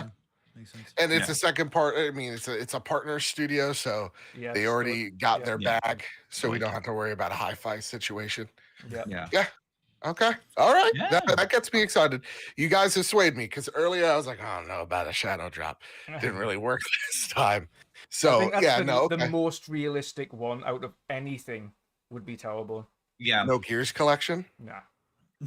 Not as a I don't think the Gears collection would be I don't see that as a shadow drop because I feel like after all that they've learned from launching the Master Chief collection, I feel like they want to do a beta or something on a Gears collection just to get the servers right and everything. I don't see that as a shadow drop.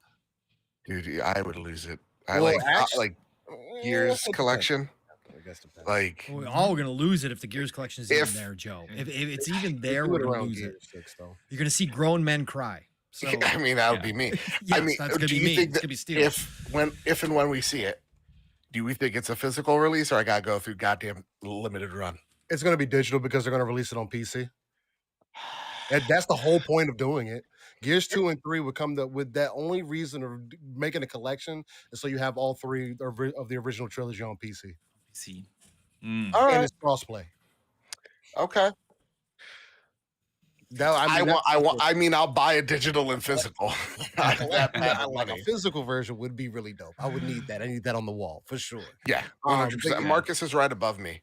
Yeah, so you got it right. I think, I mean, Gears could be a shadow drop, but I think it's more so something that you do leading into Gears 6 to show people that you understand the lineage of Gears and where you're trying to go.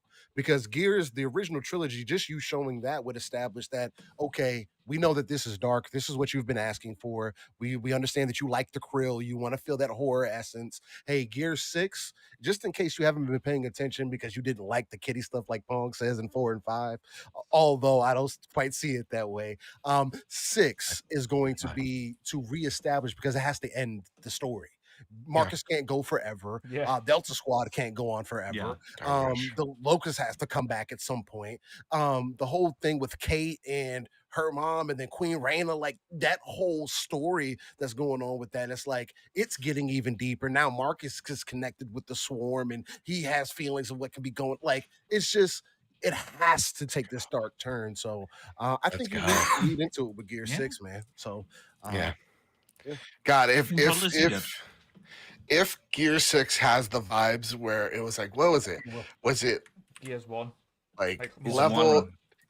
No, it's when you're walking into the mines for the first time, where you see the little motherfuckers that jump. I keep thinking the oil rig section, you know, like the oil refinery section where they're all like crawling on the rooftops. Yes, God, that's what I want, man. That's what I want so bad. If it's like that in the slightest, Jesus. Yeah. Nah, I need that berserker section where you just walk into a room and it's like, yo, what is happening? Right? What is going on? You're getting steamrolled before you even know what's going on. Yes. This is cool. I got to mute my mic 1 sec. All right. Let's use that as a short break to do the giveaway. I hope I entered everyone in the we had Zorro and Vin on my side as well entered. Yeah, I got them in.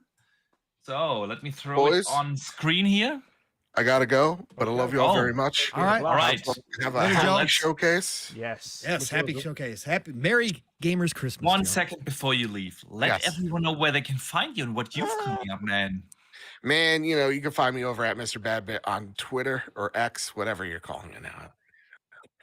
You can find me over at the Trophy Room, a PlayStation podcast made by the players for the players. Me and my best friend Kyle talk about the latest, the greatest in all things PlayStation. And you know, sometimes depending on how good the showcase is, we might just make a whole episode about Gears of War. Because let's be real, that's all I really care about. So that's it, everybody. Love you all very much. Yeah, and thanks again for coming on. Yes, well, see you all later. All right. Then let's just briefly pick our winner for the giveaway. I'm just going to spin the wheel. I hope everyone can see it now. And I think at least I included everyone. So there we go. And we have BT Maverick as the winner. Hey, BT, what's going on, brother? Way to go. Do me a quick favor and just get in touch with me either on Twitter or on Xbox. It's Boxenberger everywhere. Just send me a message so I can shoot you the code. Congratulations, man. All right, gentlemen. So I think we've done the predictions. We've done the expectations. It's now probably time to just wait for tomorrow, right? Yeah, man. It's around the corner. Showcase season is like, for me as a gamer, I'm not a big sports guy. Yeah, I do watch like the Euro Championship or so that is coming up in soccer, but I'm a gamer. I'm a gamer at heart. And for me, Showcase season is the highlight of the year. And I couldn't be more excited for tomorrow's Xbox Showcase. I'm also very excited to talk about everything that was announced at the Xbox Showcase with you two gentlemen. So we will have you back tomorrow here. Yes. Yeah. And we directly after the Xbox Showcase and the Call of Duty Developer Direct, we will be live here and you guys will join us once again to discuss everything. And let's see what of our predictions came true. If our expectations have been met. So, gentlemen, big thank you to both of you. And of course, a big thank you to everyone who already left and was part of this prediction show. Let people know where they can find you two and what you've coming up, besides being on the post show tomorrow. Go ahead, Paul. Okay. Well, no, this was great. Man, it's been too long, Box. And Dutch, Absolutely. obviously, it's been way too long. My real life got crazy, and it's all over the place, and I can't do it as much as I used to, and I want to. I'd love to do this 7 days a week, but I can't. But no, I appreciate you and the invite. And tomorrow is going to be a blast. Has become tradition for me and Steel to join you two again to talk the showcase afterwards. So looking forward to that and chat. Amazing chat here. Tons of familiar faces and new faces. So if you're new to hearing myself or Steel, listen, you can find me, Pongsoul, on X, formerly known as Twitter, Pongsoul on the Xbox, Pongsoul on Steam, Pongsoul on GOG, Pongsoul on Epic. You can find me, Pongsoul, everywhere, and I'll follow you back. Otherwise, tomorrow, we are going to be on the Fun Speculation Network. That is the Fun Speculation family channel, as we always do for these big showcases over with Mav and the rest of the crew. And that we will go live about an hour before the showcase, 11 o'clock Central Time, or no, 11 o'clock. Yeah, 11 o'clock Central, right? Or 11 o'clock Eastern. 11 Central. 11 Central. 11 Central. Yeah, 11 Central, noon Eastern, 9 o'clock Pacific Time. And we're going to cover the entire showcase. As we always do, we're a bunch of little kids. You can go watch a million other shows. There is a million other shows. If you decide to tune in for 5 minutes with us, appreciate you. Just drop on by, say hi at least. We're going to have a fantastic time. We do not temper expectations, and we do not get disappointed. We control our own selves, but we all get like little giddy kids, man. So we're going to have a blast there. Of course, then as Box said, afterwards, we will be right back here to join these two incredible gentlemen to do an after show talk. So we will see you guys here tomorrow as well. Otherwise, normal week next week. Obviously I got to work, so I'm not going to be able to do Monday or Tuesday. Mav is going to be, but I'm not going to be there. But otherwise, next week you can catch me Thursdays, PM in the PM, Pong and Mav in the PM on the Fun Speculation Network, 7 p.m. Eastern, 6 o'clock Central Time. Xbox Ultimate Friday nights back on the Fun Speculation Network, 10 p.m. Eastern, 9 o'clock Central Time. And then, of course, Saturday mornings, I'm right here with my brother from another, Steel Rain, and we go live, raw and uncut, and living split screen. Split screen is all one word. Normally, we go 4+ hours now. That's just our thing. We just ended season 3. Because I do my housework to you guys every day. Yeah, thank you, Dutch. And so does Boom. So does Boom. So does everybody. Like, it's crazy. That's what we do. We'll take you from the morning to the afternoon, your afternoon to your evening, depending on where you are in the world, right? We're there for you. But we do 4+ hours, just me and Steel. We bring the chat involved. We get chat conversations involved. We do all that kind of stuff. And we're non-console centric. So we talk about all the gaming news, but we talk games too. That's the big thing. Our show usually starts off with an hour and a half of us just talking about what we've been playing. So you don't get that everywhere, but that's what we bring Saturday mornings. Living split screen. Split screen is all one word. Again, we just ended season 3. We're starting season 4 next week. Perfect timing with the E3, not E3 Gamers Christmas upon us. But other than that, Saturday nights, the Shop Podcast, PTK Blam's channel. He's going to be taking a break for a few weeks. We are doing a show tonight. You can always catch us there normally Saturday nights, PTK Blam's channel, the Shop, Fuzzy, myself, Blam, and a couple guests usually. 10 p.m. Eastern, 9 o'clock Central Time. Best way to end your Saturday night. Otherwise, folks, it's the golden age of gaming. So please enjoy this. Not all the nonsense, the BS. It's Gamers Christmas. If you can't enjoy this, if you can't get excited for a couple of games out of all these games, I don't know what to tell you, but try, because man, there's been no better time to be a gamer than right now. Play what you love what you play, and I'll talk to y'all real soon. Thanks, Box and Dutch. Pong, Appreciate you I've missed both, these brothers. outros. I cut that one down too a little bit, so yeah. Well, Apple Pongs, man. We are going to be very many places in very short time, and you can catch us definitely tomorrow with Fun fun speculation in the family, if I could ever talk in whatever universe we're in right now. Anyway, but yeah, you can find me Steel Rain. That's I, Still Rain I. That's He is a 7 everywhere. Google's probably the easiest place to get that information, but I do frequent the streets of Twitter, otherwise known as X, and the Xbox ecosystem because it just works so well between the console and PC itself. With that, every Saturday morning, live a split screen, catch us live, raw and uncut in this golden age of gaming with that RTS view, as I like to say. And guys, it's always fun chopping up with y'all, man. The gaming just continues to get better and better overall. Like, I'm playing a gacha game that I didn't think was going to have my attention like this, and apparently I'm in a whole different universe, and this is just a side thing, right? That has become my main game. It's only going to go up from here. So much excitement in the air. I love these times and appreciate you all for having me on, and much love to you both, Box and Dutch. Super appreciate both of you. Gentlemen, it's been an absolute blast to have you on, and it's gonna be a blast tomorrow again. And like Pong said, it's a golden age of gaming. There's so much to play, to enjoy, and we should just focus more on that. And I bet we will see a shitload of games tomorrow that we will be excited to play. So yeah, I can't wait for the show tomorrow. Dutch, any closing words from your side? Yeah, no, it's been a blast. I'm looking forward to it tomorrow as well. And obviously, as we all do, we'll be covering the show live as well on my channel. It's followed straight after with a post show with these fine gentlemen here. So I'm looking forward to it. And yeah, very hyped. There's a lot of games that we kind of know of that we will see again tomorrow. And there's a lot of things that we're going to be surprised with. Yeah. So, I mean, what's not to like? We're going to have a good time regardless. It's going to be awesome. So, yes. Tune back in here again tomorrow for the awesome post show and the live coverage. And thank you everybody for tuning in on both channels. I hope you had a good time. Yeah. All right, guys. And with that, we close the prediction show just after a good 3 hours.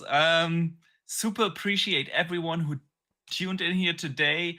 I need to shout out one super chat that came in last minute from Lord Metroid, who says, Metroid Prime 4. He's joking, excited for the Xbox showcase. Yeah, but man, I would love to see Metroid Prime 4.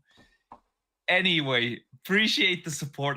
Appreciate everyone who listened in, either here on YouTube or on X. We had also more than 700 viewers on X. And of course, everyone who listens on the podcast services. We super appreciate you all. I do hope you guys are going to enjoy the Xbox showcase tomorrow. Don't forget to tune in right after to discuss everything. We want to hear your thoughts as well. Of course, then in the chat, what were your highlights? Were you surprised by something? Let's talk about that tomorrow. Until then, play some games, enjoy the weekend, and don't forget to game on.